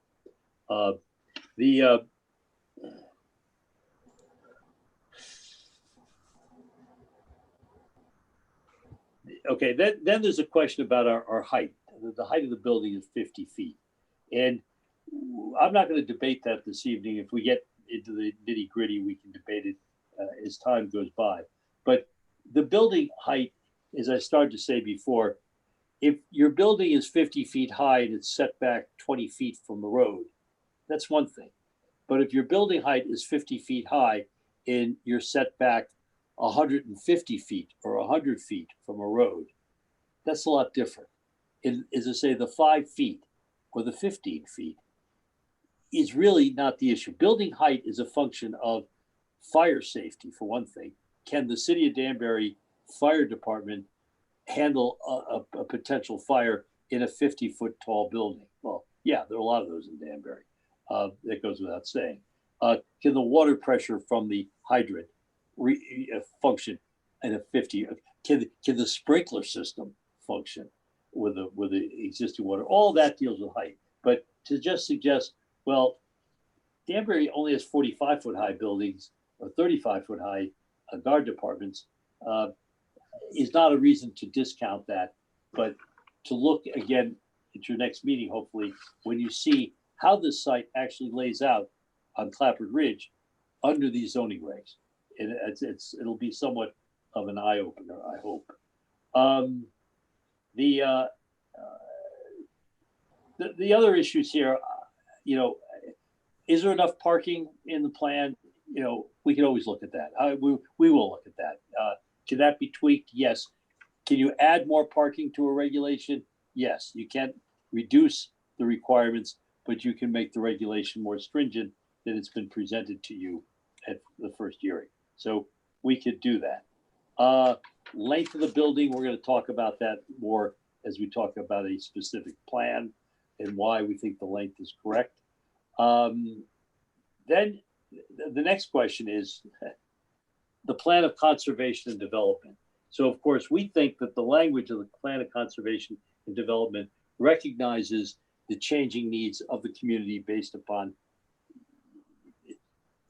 how a state highway develops traffic over a 20 or 30 year period, things like that. Other uses in the zone, high schools, churches, whatever. We've talked about that. But the question is to whether the city of Danbury plan of conservation development is so restrictive that this type of concept can only exist in the central core is an issue that I think we need to address as we discuss this. And I caveat that with an advertisement in the paper to seek requests for proposals to revise the plan of conservation and development. Because quite honestly, it's overdue. When I say it's overdue, legally it may not be overdue. It gets reviewed every 10 years. But practically speaking, with the changes in our concern about environment, transportation, with changes in land use, et cetera, the current plan of conservation development needs to be addressed, and it will be. And basically, that is going to happen, starting to happen now as we are going through this proposal to you. So we will have to determine whether the language of the plan of conservation development allows the commission to consider this, and we believe it does. We believe it does, and we believe that as you consider this, you're actually going to assist the committee that's rewriting the plan of conservation development in coming up with some more non-traditional and more progressive land use regulations. So the report, interestingly enough, sounds awful when Bob Melillo reads it. Sounded terrible, Bob. But in reality, there's a lot of good stuff in this report. And you're going to say, this attorney for the applicant's completely out of his mind. Won't be the first time people have said it. But the fact of the matter is that this report has generated dialogue, at least in the team that's working with the applicant. So it's good in that respect. Its ultimate conclusions, which the group of you are going to reach at some point, may not be the conclusions that are suggested at the first read. But I'll go back. Our application, I think, is proper. I think it's important to consider. I don't think it's perfectly drafted. I would be amazed if it ever were, but that's such a risk we take. But in the review process, some of these issues can be easily addressed. And I think what we want to do is keep an eye on our purpose. So with that, I will rest and I will ask whether the applicant is here. Dan, do you want to address anything here? If I may, and I promise to be brief. So well, after me, that's not hard. That's not hard at all. Yeah, right. It's relevant. I make it, like everything else, Dan, my job is to make your life easier. I appreciate that. Identify. Sharon, well, Ted, is that okay with you? Yes, please. Just identify yourself for the record, then you can begin. Sure. Okay, Dan Bertram. So first off, they say you can't fight City Hall, right? And I think that we can feel that a little bit tonight, but it's also not our practice to try to either. In 2018, we were actually on the development team exploring the residential component, potential residential component of the matrix. And at the time, Mark Bowden was vehemently opposed to it. And, you know, even with conversations about impact fees in schools and other approaches that have since worked their way into a solution. But at that time, we backed out because we just didn't want to be pushing back. And, you know, that was our right call. And I applaud also the commission for proving what it did tonight, because I think it's an important thing for Danbury. And I think that the larger jobs are easier to get that discussion and that sustained focus and debate and all that helps get to a good result at the end of the day. And I know this even in downtown where we're doing projects, right? Neil referred to some of the letters that came in, and the whole system has gotten difficult to navigate, right? And so it takes months and months and months to get the different reports, be it environmental, hydrology, whatever. And everybody is absolutely doing their best, but it still is enough to pull your hair out sometimes. So I basically only referenced that because I wanted to say that essentially, well, actually I wanted to apologize. This is excruciating on so many levels as it relates to how much process is involved in trying to get an idea heard, especially if it didn't meet with immediate acceptance at the door at City Hall. So from the standpoint of asking you to indulge a process, we do believe that it comes down to a concept that's been implemented in a lot of places. And I used 3-4 different planning firms from around the Northeast for years, literally, to check my own thing, even before we came in and engaged Neil to help us with this, and then set about on a public process. So my request, and it's all I can really say, is that, you know, we're doing our best to evolve and make good projects. One guy was saying he really likes what we're doing on Brookview 2, but, you know, hey, maybe we could fix up some stuff on Brookview 1. That was in one of your letters. And we're trying to make things better and evolve with the market and with the community that does the whole thing. And so I won't say more. I appreciate if we can continue this, and we don't want to have just way too much in one evening. So I think with that said, hopefully we can continue this and give another layer of response to the staff report and public comment that I'm sure will come this evening. So thank you. Thank you, Mr. Bertram. Attorney Marcus, we're back to you. Where are we going from here? You're on mute. Attorney Marcus, you're on mute. Neil, you have to unmute yourself. Can you do it, Sharon? In case we have overwhelming technical difficulties with council, I can say that we would respectfully request to continue. I found the right button. You know, I'll let you take over, Neil. You know, I do miss the live meetings. In case any of you guys are comfortable doing this at home, I do miss the live meetings, but I'm getting used to it. I'll figure out this machine sooner or later. But no, I was going to say, the applicant rests, and we're going to stand by, obviously, answer any questions that the commission has or the general public has. And then we would try to present some additional information if we can continue the hearing. And to say, we'll be here. Thank you. So it sounds to me that we opened up tonight on June 23rd, a petition that was submitted in February. It has had extensive rescheduling because of the virus and because of the governor's executive order. And all we did tonight was just chat about a staff report. And you mentioned that you're going to bring a whole bunch of stuff back the next time around. Is that about? No, that's not actually correct. There are a couple of issues in the staff report. One of them, I'll tell you what we're going to bring you. We're going to show you a map of the city of Danbury where this floating zone could actually be put to effect, because there's a suggestion it's too broad. So Yep. we didn't have that until we got the staff report. And quite honestly, Mr. Chairman, that's a lot of work. That's not something you do in a day or two. That's a lot of work. And we're going to do it because we're that serious about this. So you'll review that. And the other thing is, I'm going to share with you maybe a couple of zoning regs in other towns, just, as reference material. We'll present those.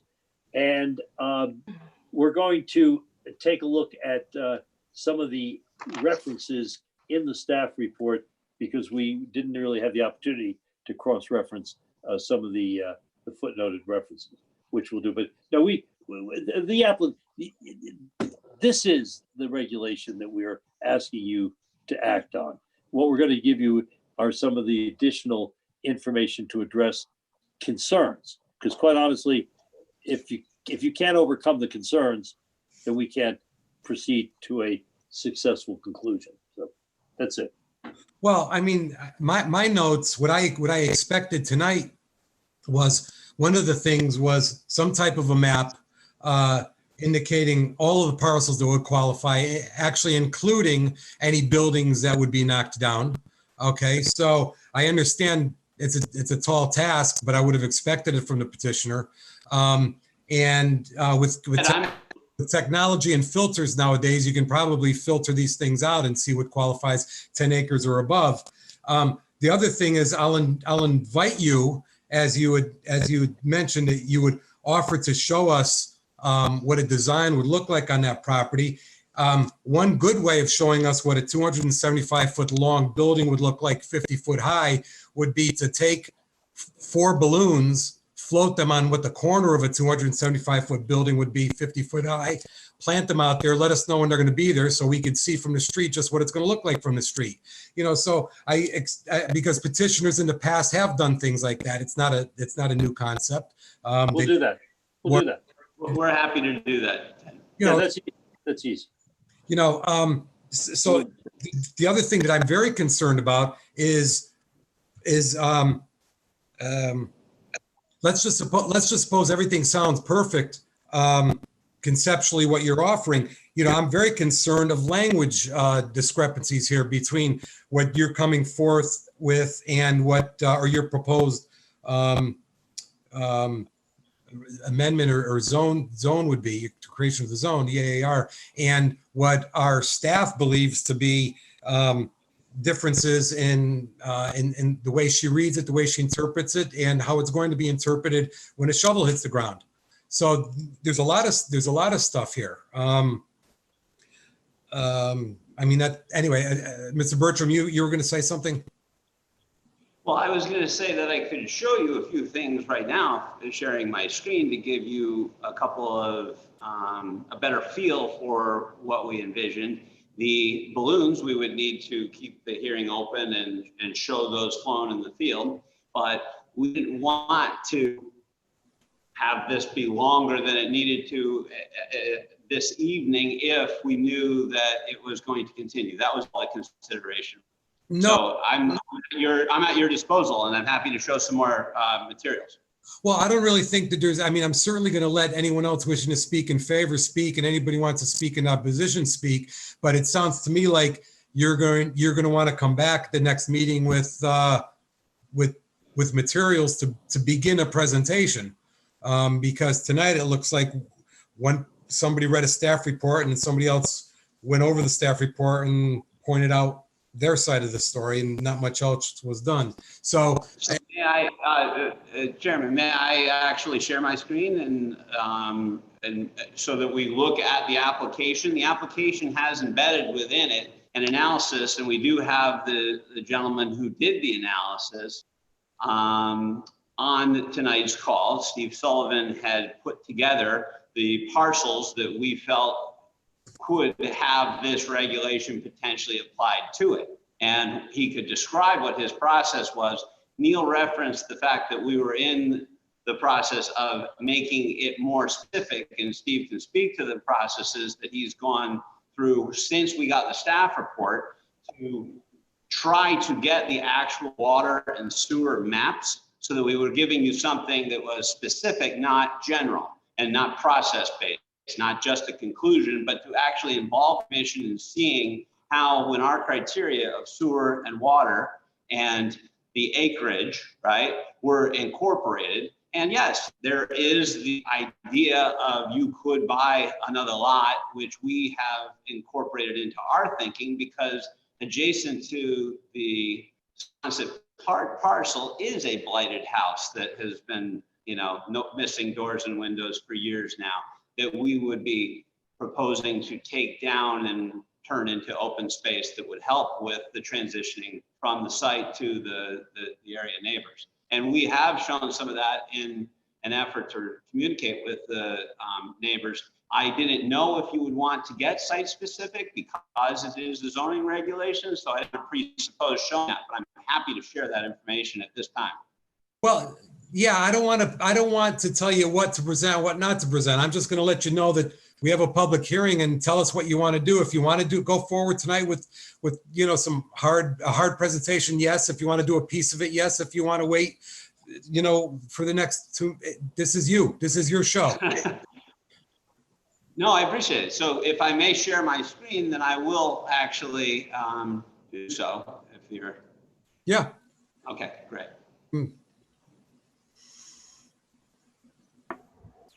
All right. So the zoning submission itself that Neil was referencing is here. And this map, if everyone can see, talks to, and actually if Steve Sullivan can unmute his mic in case I want him to weigh in on this, I'll share the screen and show the visuals, but we may ask him to talk about what he did to identify these potential parcels. And we were actually on the fence about another one because of all the wetlands on it, and we didn't know if it had actually worked, but we tried to err on the side of including anything that we could anticipate. So actually with that, actually, Steve, I'd like you to talk to what you did to create this map, if you will. Yep, for the record, Steve Sullivan from CCA Engineers.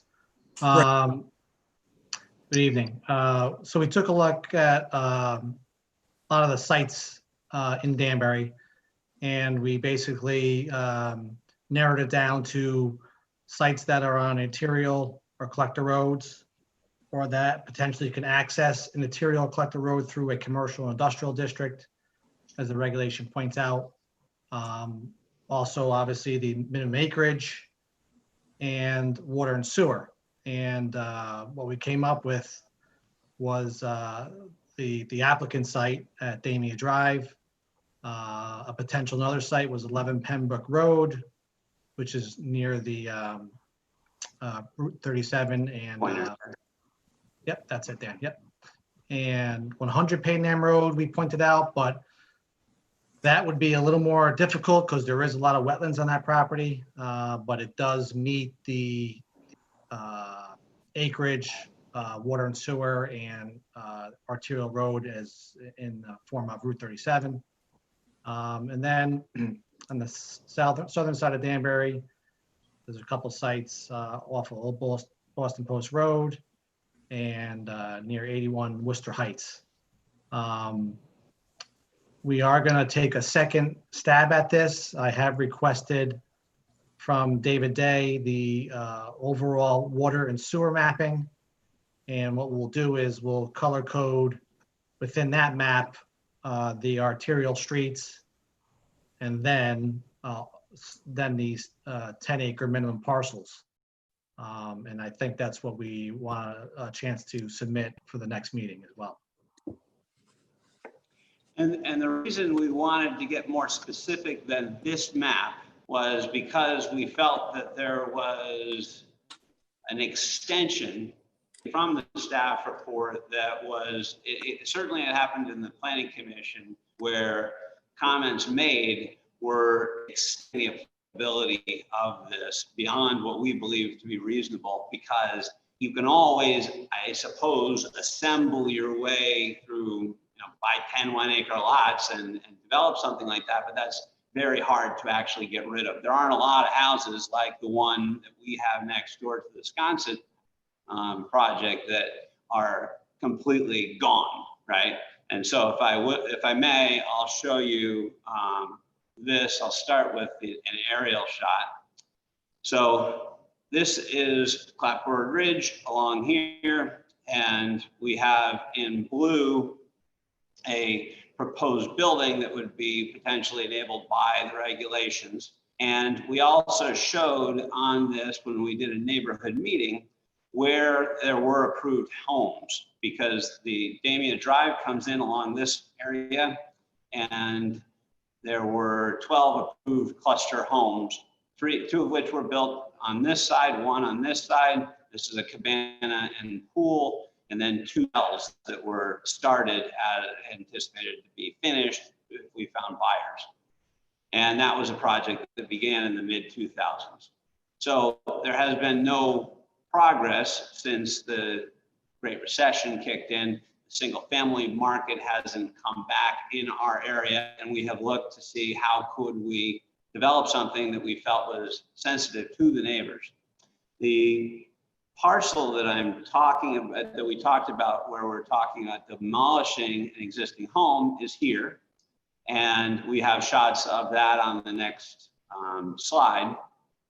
And we spoke at the neighborhood meeting with the neighbor here. I spoke at different times with other neighbors around the area, because we set a Zoom invite out to all of the abutters on the property, so that we could communicate with anyone who had a vested interest. And we tried to take this red line here, and Maura is on with us, who's doing a lot of architectural work for us in the city, including 333 Main, and from 72 Architects. And she did a perspective shot looking from one of these Eastgate homes to show what you would be able to see looking up the hill. This was the home that was not going to be built. And then this gives a sense for an apartment building that we're envisioning for the site.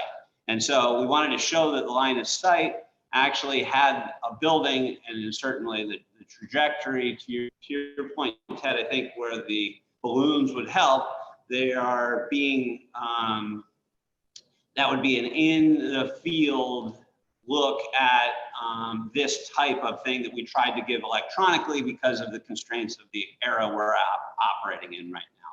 Now, the home site that we're talking about, these are pictures from 2-3 years ago. I'm sure it looks even worse now, right? Because the house has not been demoed.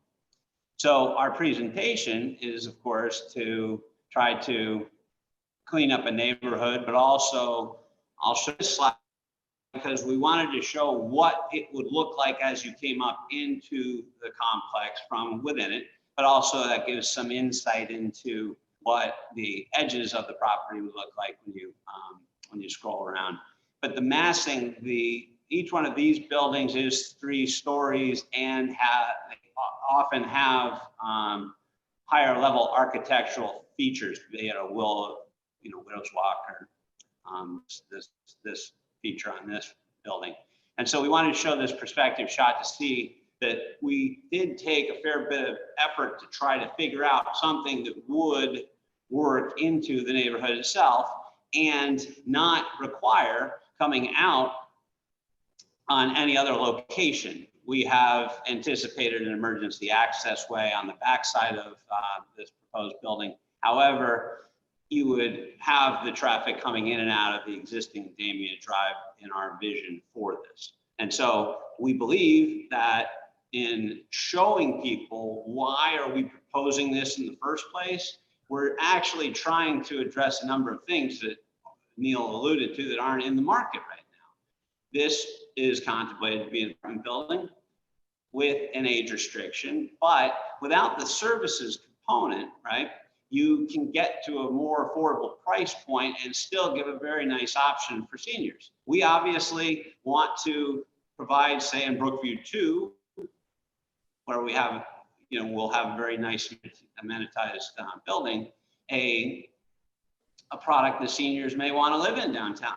But we also feel that there are folks who will not want to live in downtown who could be from this area.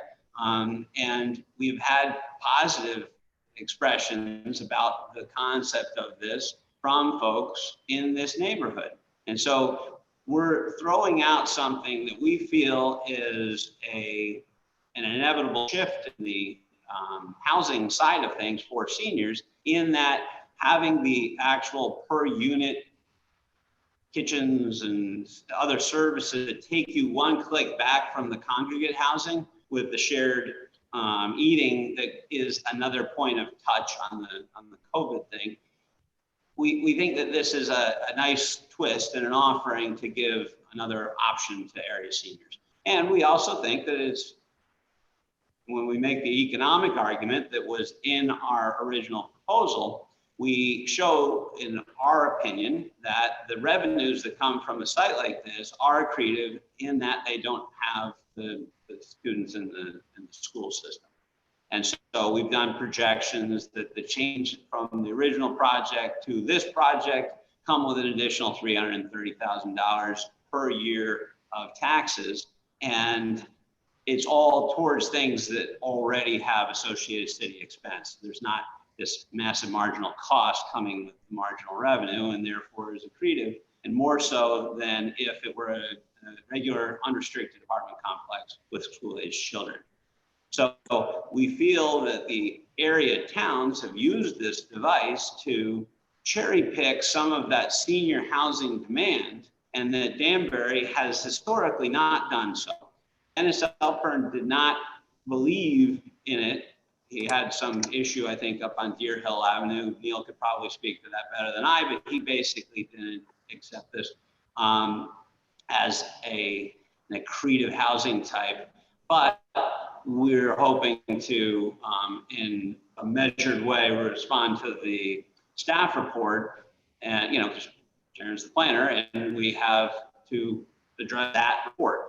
But I think the history hasn't been there for that type of product to be in Danbury and familiar with folks, so much as there's been some more innovation in the space in area towns, and Neil made reference to that earlier.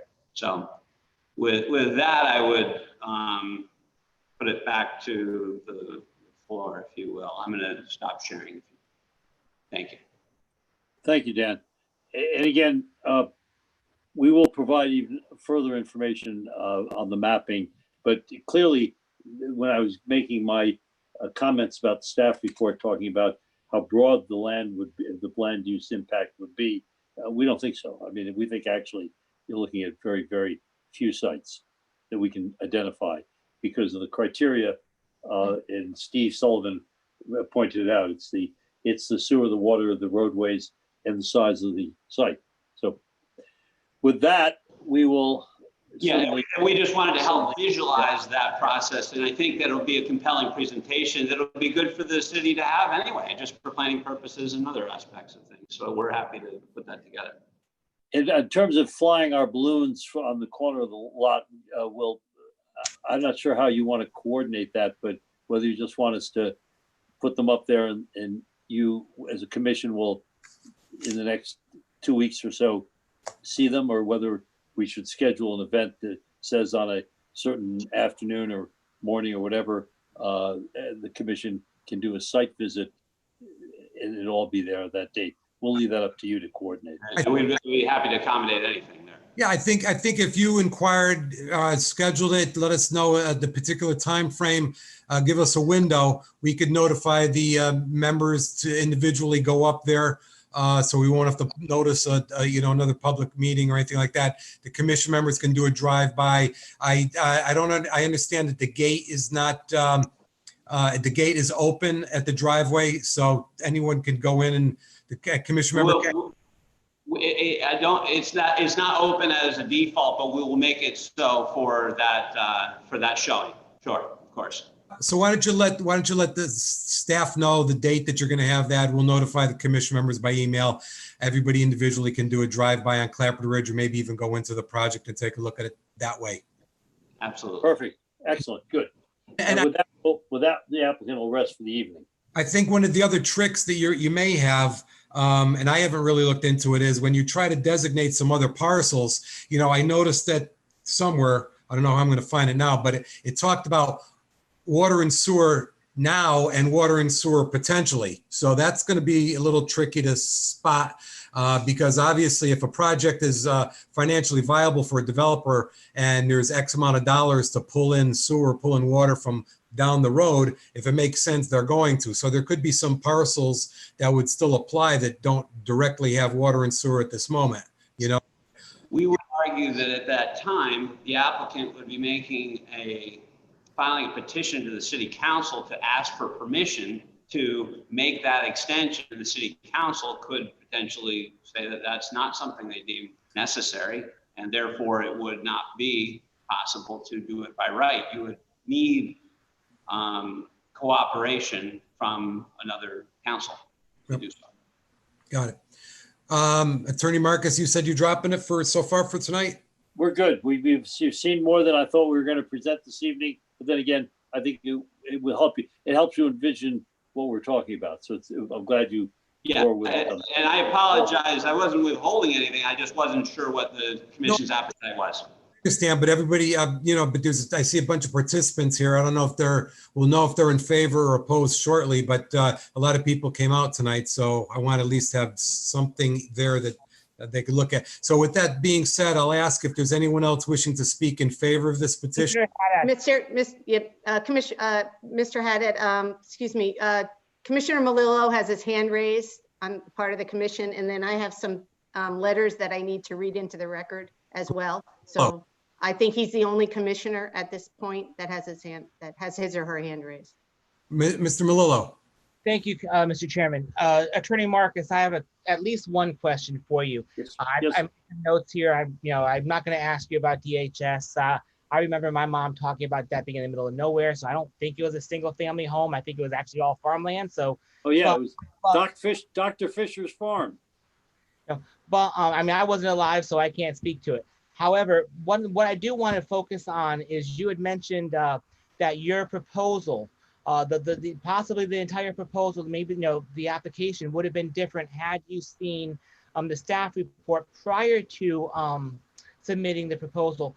And then you said several times throughout your presentation that you were going to recommend changes here. You're going to recommend changes there. So by my count, you said that a good number of times. So I'm wondering, are you going to be looking to give us a whole new proposal here? And my question to you is, or are you going to be looking for us to do amendments on the floor? And either way, my question is, wouldn't what you're proposing be such a substantial change that it would require a renotice on this commission? And I'm wondering if it wouldn't be better for you to withdraw the petition if you're going to be making such substantial changes and then resubmit a much cleaner petition. The answer to your question is, I can't tell you sitting here what the line. I want to amend it. So, for example, I'm going to put in a reference to the Fair Housing Act, the Federal Fair Housing Act. I can't see denying any petition because it's not in there, even though it's not necessary. I'll put it in there. That does not require a resubmission.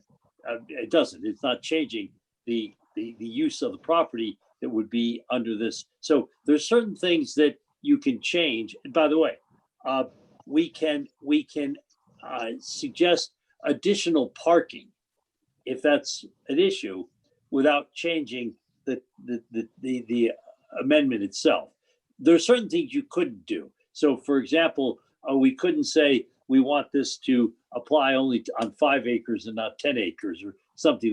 That'd be a whole different, because that would be broadening the scope of the application. But to the extent we're willing to withdraw stuff from the application, we do that all the time.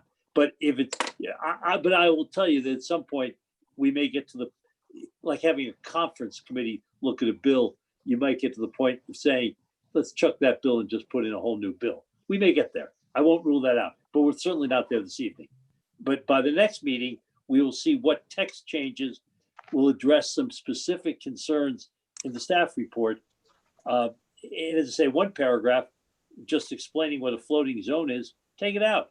Has nothing to do. It just explains what a floating zone is. We'll take it out. It's objectionable. It doesn't affect the amendment itself. It's more like an editorial comment than the actual text.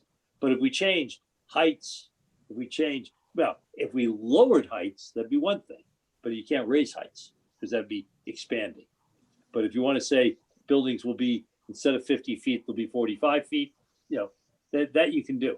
And that's within the context of a review of a zoning amendment. So I can't answer you. I know where you're going, and I agree that we may get to one point and say, we'll have to withdraw and resubmit. But for purposes of tonight to the next meeting, we're just going to do some revisions that are clearly not going to affect the purpose of the zoning.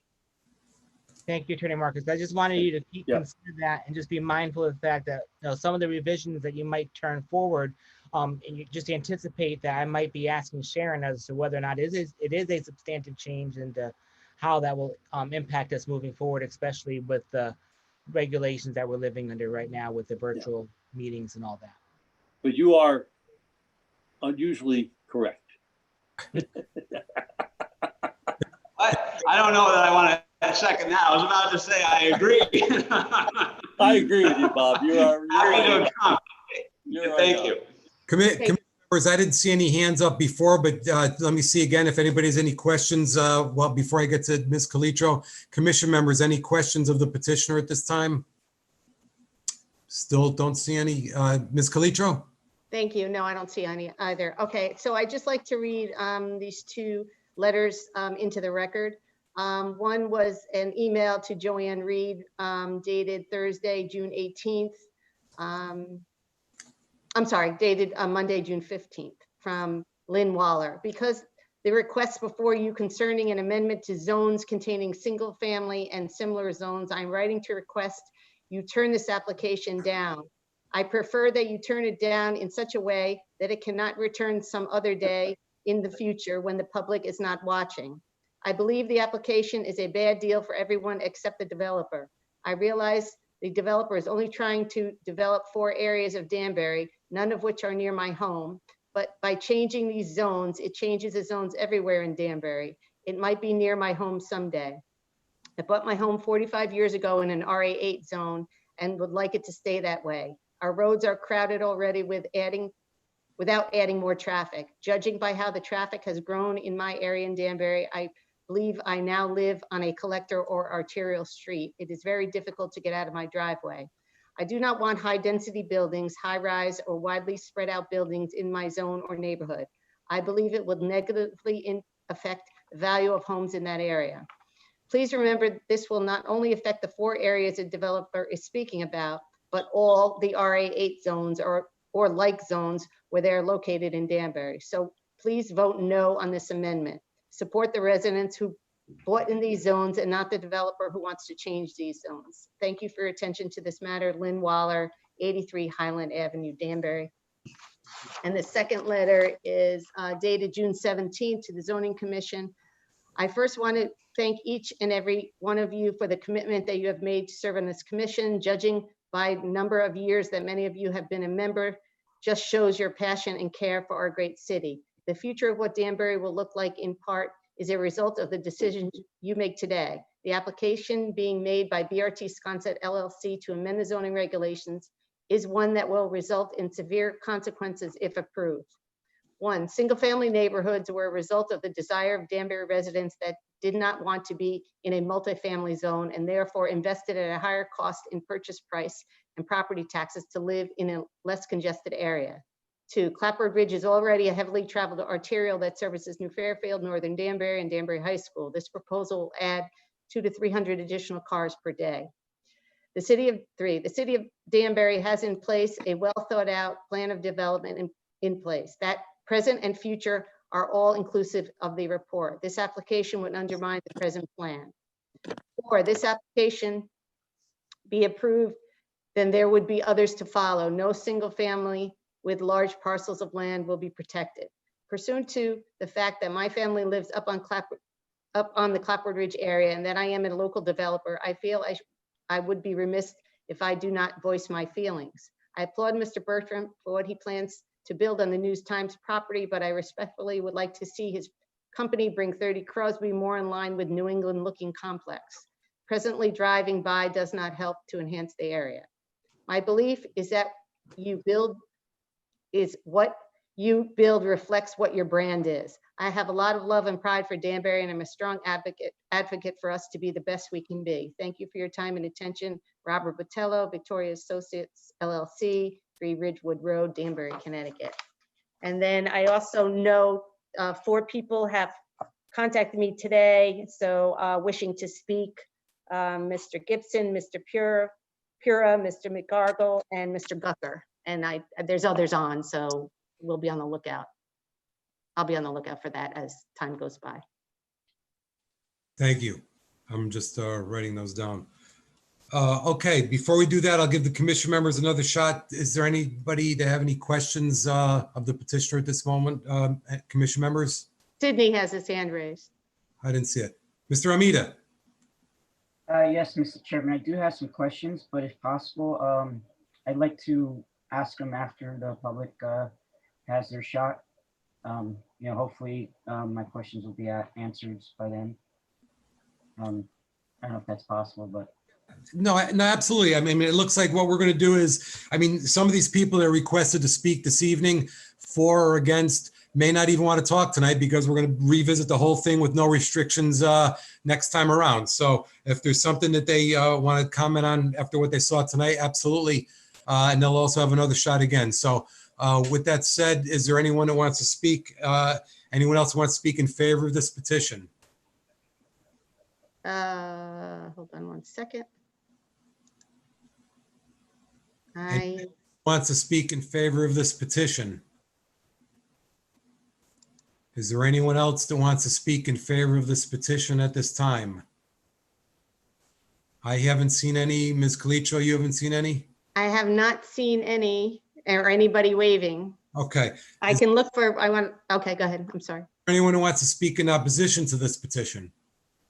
There's a Mr. McGargle, Ray McGargle. I'm sorry, I'm mispronouncing your name. Go ahead. Mr. Just announce your name and address, and then take your time. Okay. My name is Ray McGarrigle.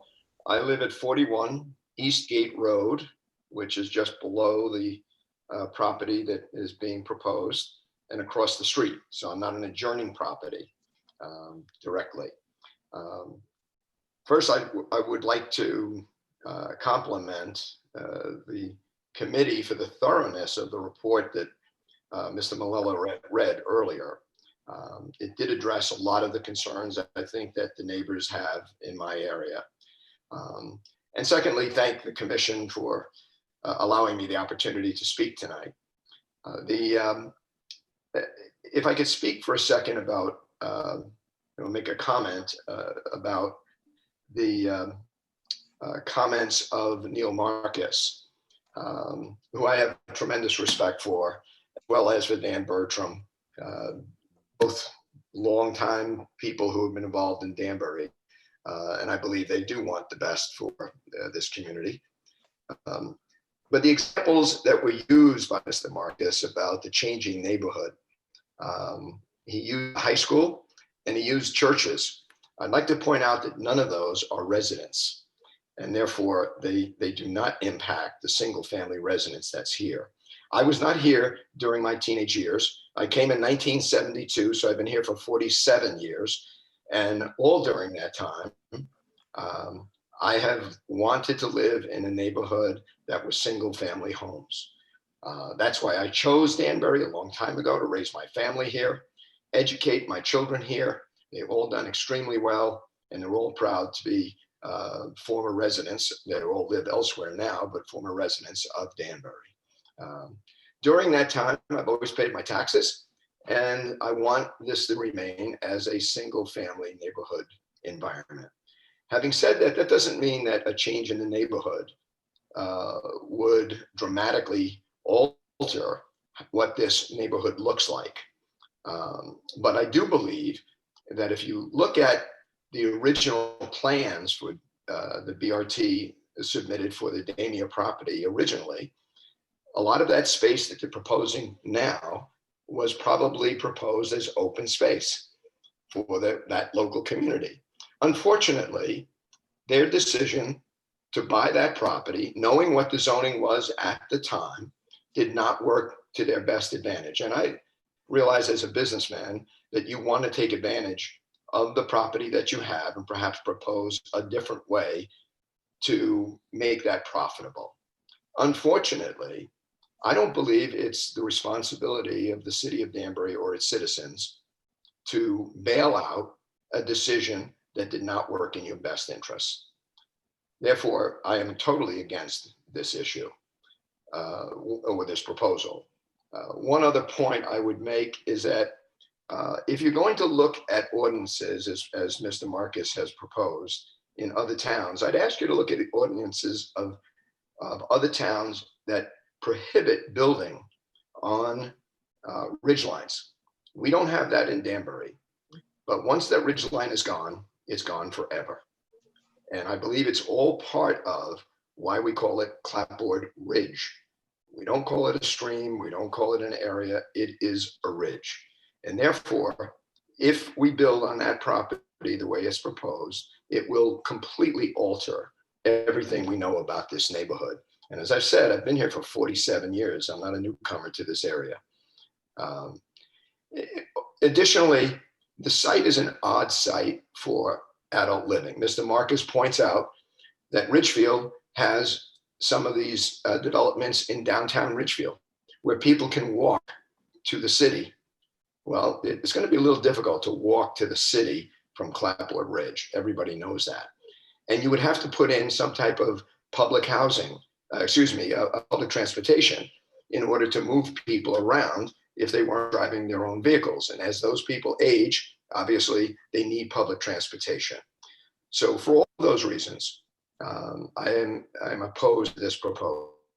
But I would like to thank again the commission for listening and for doing such due diligence. Whatever your decision is, I know you'll do that in the best interest of Danbury. Thank you.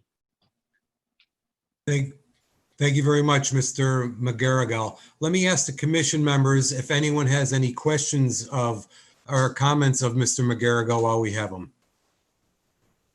Not seeing any. Is there anyone else wishing to speak in opposition to this petition? Mr. Gibson has his hand raised. Mr. Gibson. Is it Stuart Gibson? It is.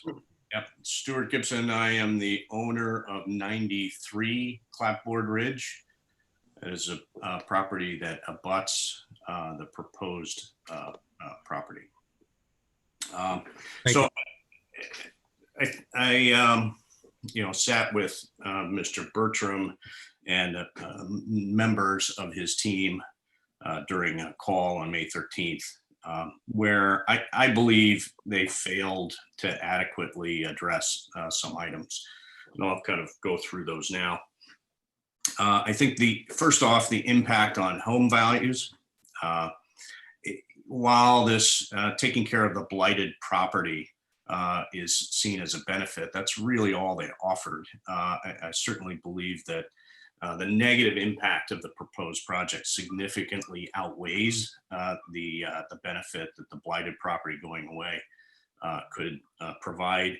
I also believe that the city may have other ways of dealing with the blighted property. And so I would like to certainly see those addressed in other ways, regardless of whether this proposal goes forward or not. That blighted property also abuts my property. Second, the traffic, it's been mentioned already several times. Currently, I believe there's one owned and 2 rented properties in the current Sconset Park development. There probably in those 3 homes, maybe 6 cars, maybe a few more. If that property were fully built out, there would have been 12 residents, probably 24 to 30 cars. I'm really disturbed about the potential increase of the 125 parking spaces, because now we're talking 125 cars, perhaps more than 125 cars. we're talking about somewhere between 5 and 20 times the increase in vehicles entering Clapboard Ridge, and at a point in the roadway where you're talking about the crest of a hill. So a relatively dangerous spot on the road, and people go by there at fairly rapid speeds. The third, I think we haven't really fully addressed in the application or in the conversation that he had with residents, the future unintended consequences that this project could create. If we spin the clock forward 10, 20, 30 years, and I thank Mr. McGarrigle for bringing up that he's been here for 47, the residents now aging, even if they came in at 55, might be 85. There are confirmed on the call with residents, there are no plans for on-site medical facilities. And I'm concerned that there may be an undue burden placed on emergency services as a consequence of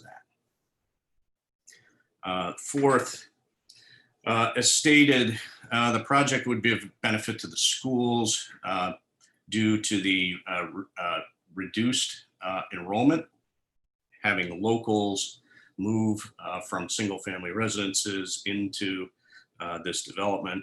I just don't believe that's the case. There is no way to restrict people without children from buying the single-family homes that they vacate.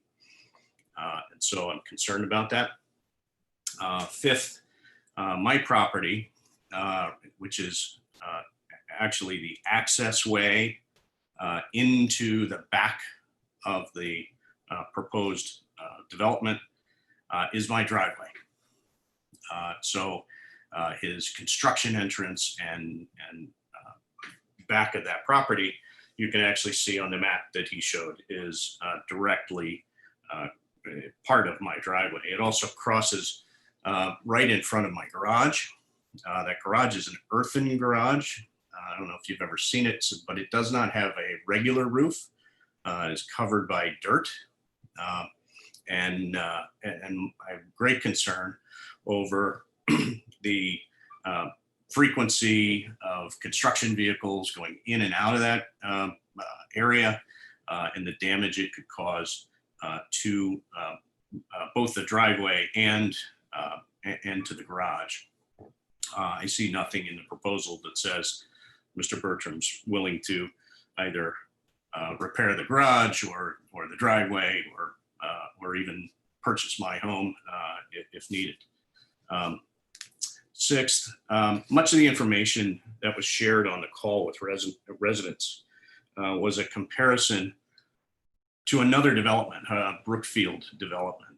And when I asked about the makeup of its occupancy, how much of that comparison was for older residents, they weren't able to answer that question.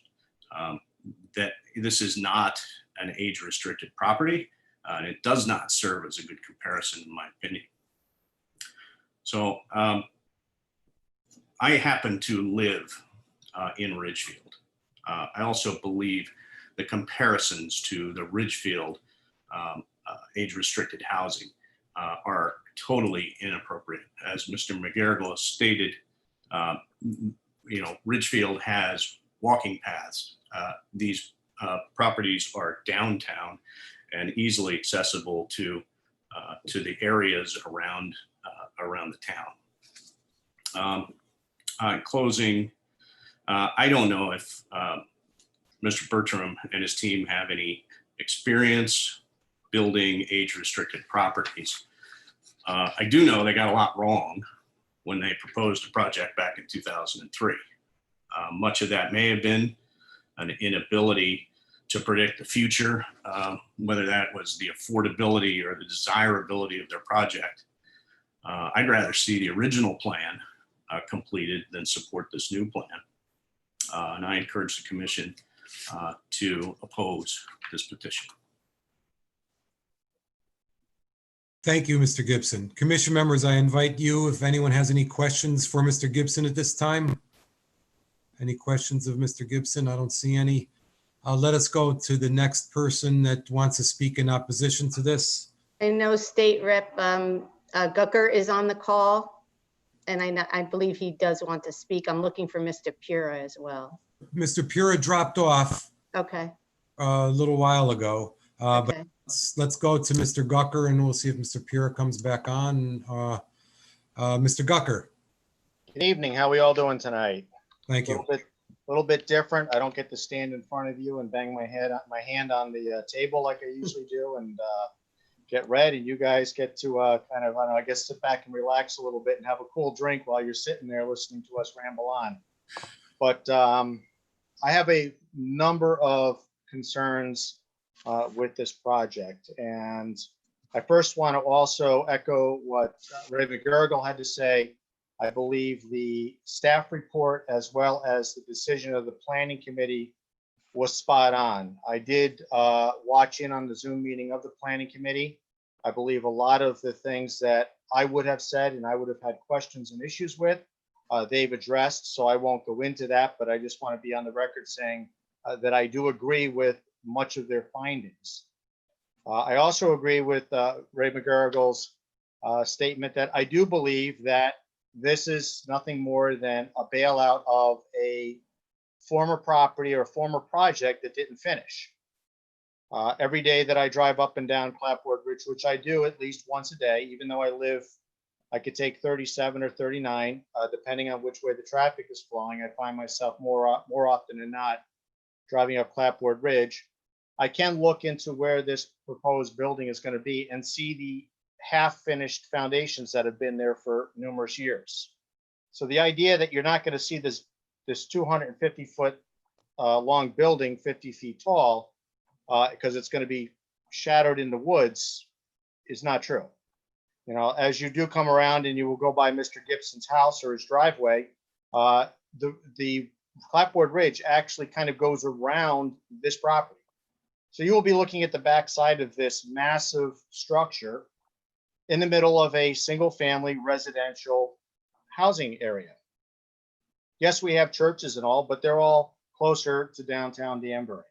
The idea that this will not affect the schools, well, we were told the same thing when they put the apartments down on Kennedy Place. We've got over 50 kids going to school out of those buildings, and we were told they were going to be young and upcoming individuals that would not negatively impact our schools. As anybody has been aware, we had an extra 350 kids show up for school last year that they didn't even know existed. So now the city of Danbury is scrambling to find places to house children. We need at least 3 more schools to be able to even catch up remotely to what's going on here in Danbury. So I don't buy the idea that this would limit the impact of the schools. I think it will hurt the impact of the schools. You know, the comparison of this to Danbury High School. You're right, Danbury High School is a massive structure, but also when you're driving by Danbury Hospital, you're more often looking at the roof than anything else because it's downhill from the road.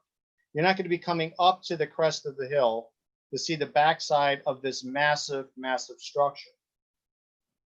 One of the problems that we had going forward when we were dealing with the Cotswold situation, which is also one of the properties that is also on the applicant's plans as a possibility. Number one, Cotswold does not have sewer and water on it. It has to go to the council to get it extended. They have to bring the sewer line over from Padenham Road across the stream to go up to it. And they have to tear up all of Eastwood Road to run a water line down from the high school. But I do have concerns how it would negatively affect that project, an environmentally sensitive area.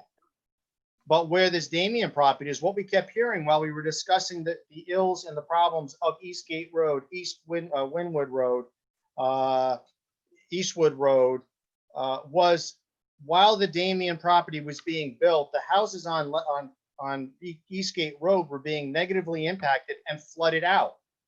When that project was done, the stormwater runoff was destroying houses below it, to where the neighbors had to then come in and had to redo their yards, do piping to pipe the water around their property, which then pushed it down to Eastwood Road to where the residents from Eastwood Road had to redo their properties and deal with that, which then ultimately dumped all of this stormwater runoff into the Cotswold property. I can only imagine the amount of stormwater runoff that would be generated by this building, the amount of non-permeable surface that will be generated by a building 250 by 250 feet long. Not mentioning also the driveway and the parking lot associated, how this would be. Now, I know it's not the purview of this committee to take that into effect, but it is something to think about how this project will negatively affect the living of the people below who are already been dealing with what was already done up there and how it was never finished. I made a couple notes here.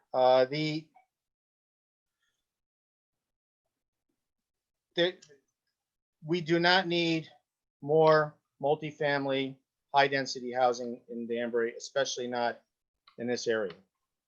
All right, we have the News Times building that's been removed. You're going to have high-density housing there.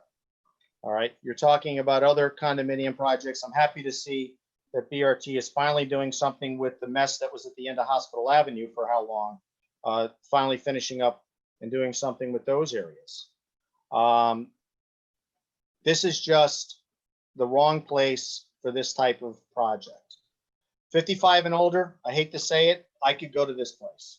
I could check in and get an apartment there now. I've been living in Danbury 28 years. I've lived in this area for 53 years.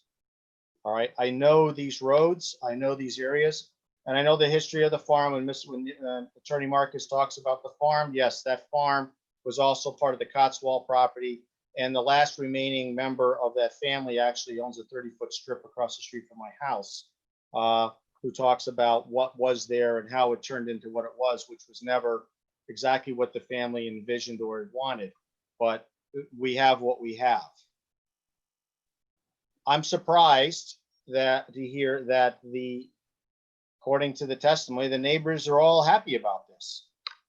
I did nothing but answer phones today from people who just found out about the meeting because we let them know through my office. We let them know through our connections with the neighbors, through all the other land use issues that we've done over the years, that this public hearing was going on. And I do agree with Mr. Marcus on the fact of keeping this open longer. I was on the phone for half an hour with an 85-year-old woman who lives at, I believe, 100 Clapboard Ridge. She is furious over this. She doesn't want it, but she doesn't have a computer. She doesn't have Zoom. She doesn't have email. So if some way down in the future, if we can have a way of getting, say, written testimony into City Hall, because I know it's quite difficult. And Joanne has been wonderful on this with getting myself the information virtually to be able to look at that would be great. I've had another number of neighbors from, I think, 47 Eastgate Road. They're not happy with it. I've had a number of residents reaching out, not happy with this, but they cannot use this technology to express how disappointed they are. So to hear that there's a groundswell of support for this, I find that very, very hard to believe. I think moreover, the groundswell of support may be the lack of people coming forward because they just don't have the vehicle or they don't have the knowledge of how to be able to get their voice heard. So with that being said, I'm sure there will be more as we look at the plans as they come forward. I will also lastly say those other 4 sites, this is kind of like we're doing a zone change here. This negatively affects all of those. I know those properties. All right, the one on Pembroke Road, all right, that's behind the Amber Room. That has a cluster development quantity to it because it's loaded with wetlands. I'm guarantee you that if this was an overlay that was to be passed and that was to be brought over there, and this came in front of those neighbors who right now want to burn City Hall down and the state capitol anyway because of the road construction over there, I'm sure this would just fire them up to buy more torches and pitchforks at the local hardware store, which, hey, if we still had a hardware store, we could actually get those materials. They would not be in favor of this. I know the Cotswold people would not be in favor of this. Many of those properties that I looked at are not good comparisons, and call it what it is. It is a site-specific idea. Yes, it could be, and it scares me more that it could be put out to a number of any properties that are 10 acres or more. Quite honestly, the property that Mr. Buck bought from the city of Danbury for $2 million off of Ridgebury Road, that was donated to the city, and then the city sold it to settle a $2 million shortfall with the budget. That's 13 acres. It's an arterial road. It has got sewer and water. That could be another overlay that could wind up with this. So there are a number of properties, and I'm sure I could break out a map as well and show you there are actually more properties than less that this would negatively affect. So that being said, again, I thank you for at least giving us the ability to express some of this. If we could come up with a method at the end of the meeting of how I can get these other neighbors who do not have access to technology to be able to get their voices heard. And I do want to commend Sharon on her statement. And I'm sorry, Rob, that you had to read all of that. I mean, I'm surprised people weren't falling asleep and drooling out of the corner of their mouth with all that was being read. But I agree wholeheartedly with the Planning Commission. I hope wholeheartedly with Sharon. And I believe that this is just wrong for the city of Danbury, not just in this location, but just wrong in general for the entire city. So thank you for the opportunity to speak tonight. Thank you, Mr. Gucker. Commission members, anything of Mr. Gucker at this time? I will say I forgot to give you my address. If you need 89 Padenham Road, Danbury, Connecticut. I know Joanne already knows that, but I know that's part of your sign-in deal. Speaking of Joanne, Ms. Reed, you know that we, on the petition this evening, you could tell some of the people that don't have access to computers, maybe you want to click on those links, make a couple copies and put some packages together for people that just don't have access. But as far as Ms. Calitro and Ms. Reed, anything new that comes in from tonight's meetings, any screen grabs or anything like that, you know, that's all public information too. So maybe some of these people, your constituents, don't have access to a computer, but you could do some running around doing hand delivering of packages if you like. So I guess the point I'm trying to make is not to give you extra work, but to just let you know that anything anybody needs is available through us, and all you got to do is ask. Mr. Chairman, I would be happy to do that. Anything that the committee would like to get out to the neighbors, I would be more than happy to do it, because I think honestly, democracy works best in the light of sunshine and not in the moldy, dark basement. Thank you. Thank you very much. Mr. Chairman, Mr. Chairman, can I just say for the record to address something that State Rep Gucker said as well? I mean, anybody who wants to submit anything in writing can, the old-fashioned way, write a letter. We still get mail. You can drop it off the City Hall. You know, the guard is there at this time, but we do get mail delivery every day. And we're anticipating being open in the near future. So anything that comes in will be stamped in. And as long as we're on these virtual meetings, gets scanned in and attached to the agenda. So you see everything that's in the file is attached to the agenda. So everybody has access to that, but anybody can just write a letter and submit, and we'll read it into the record at that time. Awesome. Thank you, Ms. Calitro. Ms. Calitro, do you have anyone else in the queue that has anything to say? The only other person, hold on one second, I'm looking for hands being raised. Councilman Rotello would like to speak. Mr. Rotello. You got to unmute yourself. Okay, can you hear me? Yes. Okay, thanks. Paul Rotello, 13 Linden Place here in Danbury. Thank you, Mr. Chairman, members of the commission, petitioners. Let's get one thing out of the way. I'm not against age-restricted housing. I think it is a viable component in the city of Danbury. It's a somewhat perhaps contrarian position to take, in the sense that an urban environment should probably be more of a melange, more of a homogenized living situation, instead of little segregated islands where you have geezers like me in one place and young kids over there. But I think that in age-restricted housing is generally considered more appropriate in a more suburban environment, especially when there's a bit more pressure on the schools. Danbury, and we can get to this at a future point about pressure on schools, But I think that age-restricted housing in Danbury is probably appropriate, and I would support that. The issue tonight is how do we do it? Do we do it with a PND? And you know, we did a PND 20 years ago with the reserve, and we had done one before that, and now we're doing two tonight. So this is becoming a sort of a popular process. But I just need to remind myself and the commission that the zoning commission is a legislative body. And the petitioner Bertram alluded to that when he said that he was talking about process, but at some point he didn't want to talk just about process. He wanted to get down to the nuts and bolts. But the nuts and bolts really belong more to the planning commission.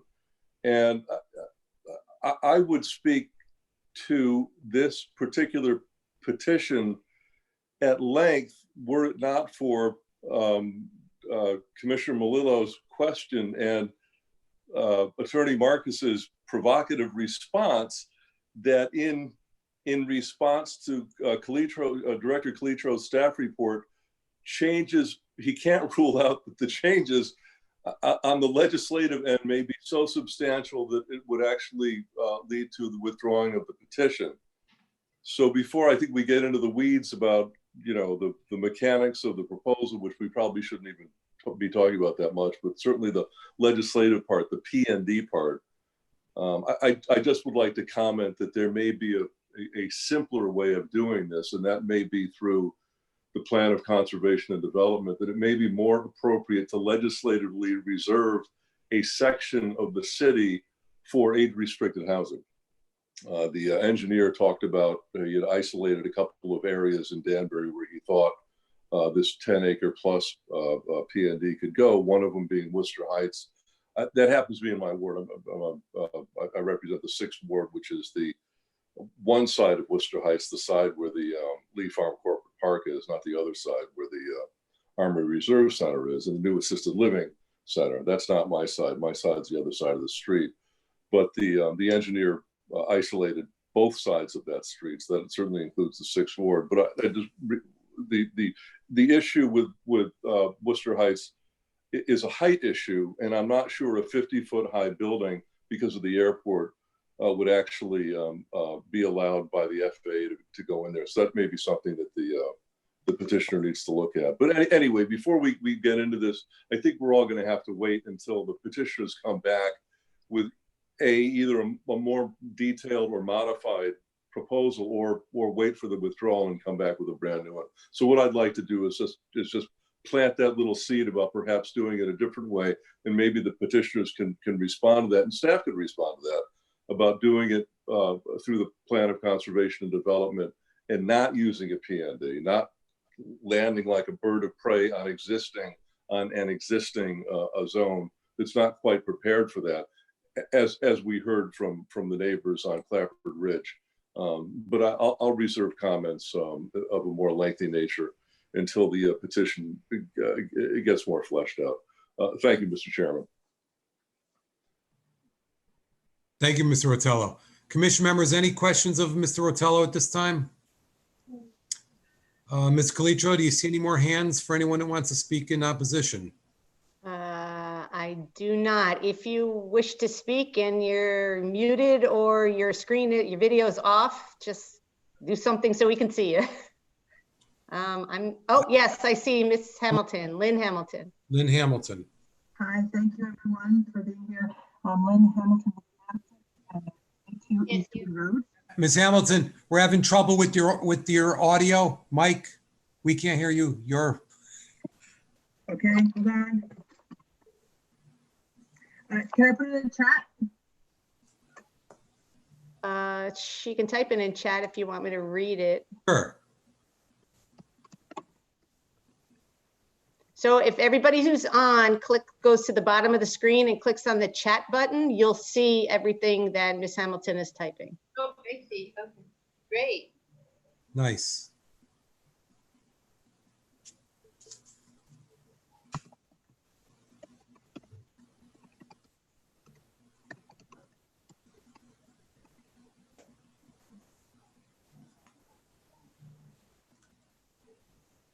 Do you want me to read it out loud, Mr. Chairman? Sure. Lynn Hamilton, Lucasek, 22 Eastwood Road, opposed to this proposal, not attractive location to us seniors plus, and I believe she's continuing to type. The destruction of single-family neighborhoods is a reason that chases us away from Danbury, not a reason to stay. Right. How'd I do on that, Miss Hamilton? That's perfect. Thank you.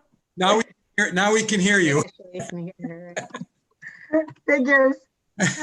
And then Okay, let me scroll back and see if there's anybody else. Anybody else? anyone else wishing to speak in opposition to this petition? Anyone else wishing to speak in opposition to this petition? Again, everyone keep in mind, we're going to revisit this again for not for any specific reason, but for every reason. So everything's going to come back to us in full. We're going to do this exercise again with more detail, things that we discussed earlier on. Ms. Calitro, I don't see anyone else here wishing to speak in opposition. So I will go to Attorney Marcus to see if he wants to rebut or make any comments on what he heard tonight, or if he wants to reserve it for the next meeting. Attorney Marcus, unmute, please. Attorney Marcus, unmute. Hang on a second. Thank We'll reserve comment to the continued hearing and not rebut this evening. Thank you very much, Attorney Marcus. Thank you. I guess what we'd be looking for right here would be a motion to continue this public hearing. Mr. Chairman, I'll make a motion to continue the public hearing. There's a motion made by Mr. Melillo to continue this public hearing. Is there a second? Mr. Chairman, I'll second that motion. And who said that? Sydney, that's Sydney. Second that. Any discussion? Mr. Chairman, I just want to Mr. Almeida did mention earlier on that he did have thought he might have a couple questions. Before we continued it, I just wanted to make sure he didn't have anything that he needed clarified tonight. Thank you. Thank you for the reminder. Mr. Almeida, did you want to comment on anything for tonight? No, I think I'd like to hold my questions for the next meeting. That's okay. Perfectly fine. Any more discussion on the motion in a second?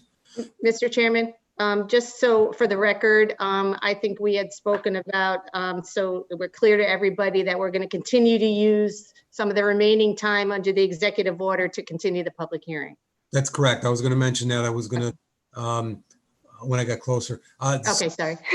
No, that's okay. What Ms. Calitro means is I believe we have 34, 35, maybe 36.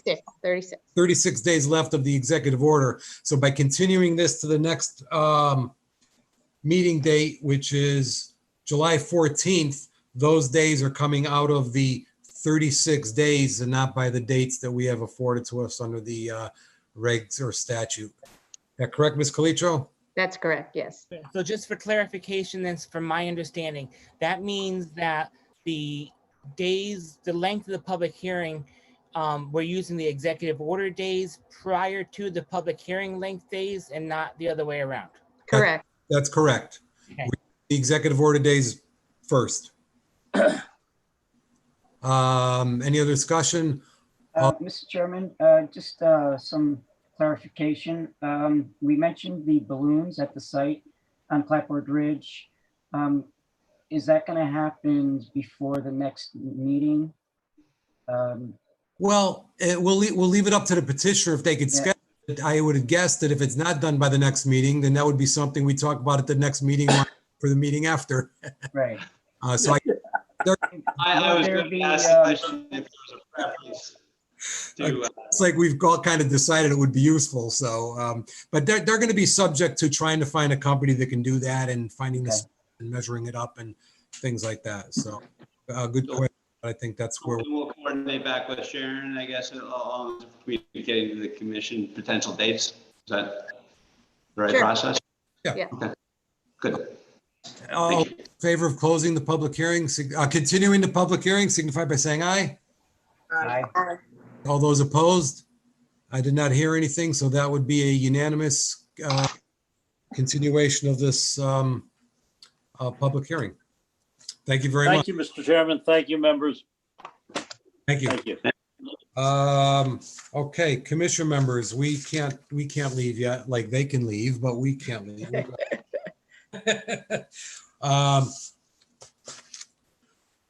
Oh, for reference only, we have a petition of Sugar Hollow Land Development LLC. Amend sections 6A, 2B, and 6A5 of the zoning regulations. Add sale, rental, and in parentheses, add sale, rental, and repair of automobiles, trucks to the IL40 zone as a special exception use. Zoning Commission public hearing is scheduled for July 28, 2020. This date, however, is subject to change depending on circumstances related to COVID-19.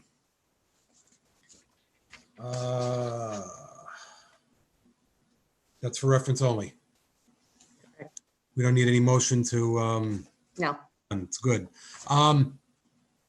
Ms. Calitro, I wanted to talk to you about something that maybe some of the other commission members want to, not tonight, but I'm thinking about asking you to put it under other matters for the next meeting. I'd like to discuss with you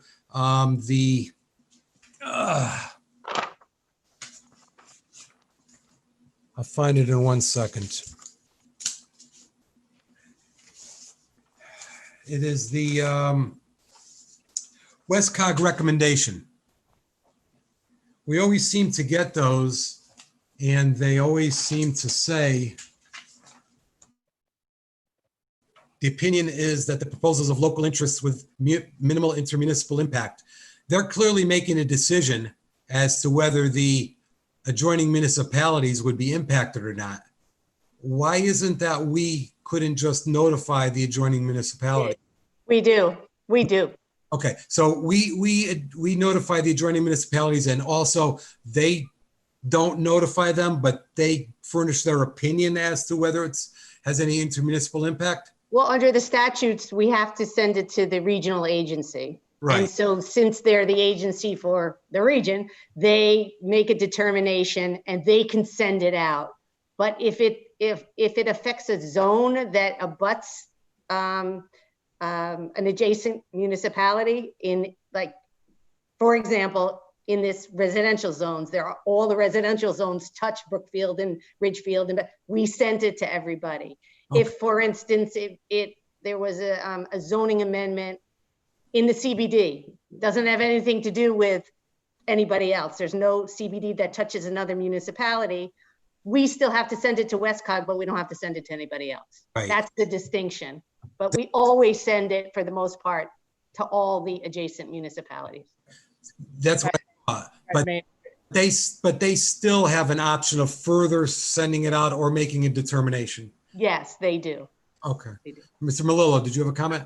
I was just going to add on that. That's one of the things that came out over the last couple of years with clarifications that we have to do that.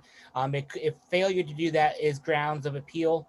And the other aspect too is, even though we let the other communities know, Westcog themselves has the opportunity to weigh in should they as an entity decide to weigh in, which 99.9 out of 10 times they decide that they don't have to. Yeah, I've always seen that. So I just thought I would. I think the thing that really piqued my interest was they're making a determination. It's their opinion that they should not furnish, further it out. But I know that we do. Anyway, okay, so we don't have to put it under other matters for the next meeting. Okay, no, we're good. We're overly cautious on everything. We'd rather send it to everybody. Well, no, and err on the side of being. Definitely, I know that we must comply no matter what. So absolutely. Is there anything else? Anything else that I'm not seeing here? Am I going to entertain a motion to adjourn by anyone? So moved. Oh, let me also say happy birthday to Mr. Happy birthday, Ricky. Yes, happy birthday, Commissioner Jowdy. Happy birthday. Happy birthday. When we come back, bring us some cake. And I'll my dad then. What, Joe? Who made the motion? I did, Rob. Looking for a second to adjourn. And who seconded? Second by Mr. By who? Aye. All those opposed, at 10:32, we are adjourned. Thank you, everyone. Seconded. Who Thank you. seconded? Mr. Massey seconded. Okay, thank Yes. you. Sorry. Okay, adjourn. Thank you. All right. Good night, everybody. All right, good night. Don't forget to stop the recording, Sharon. I'm stopping it right now.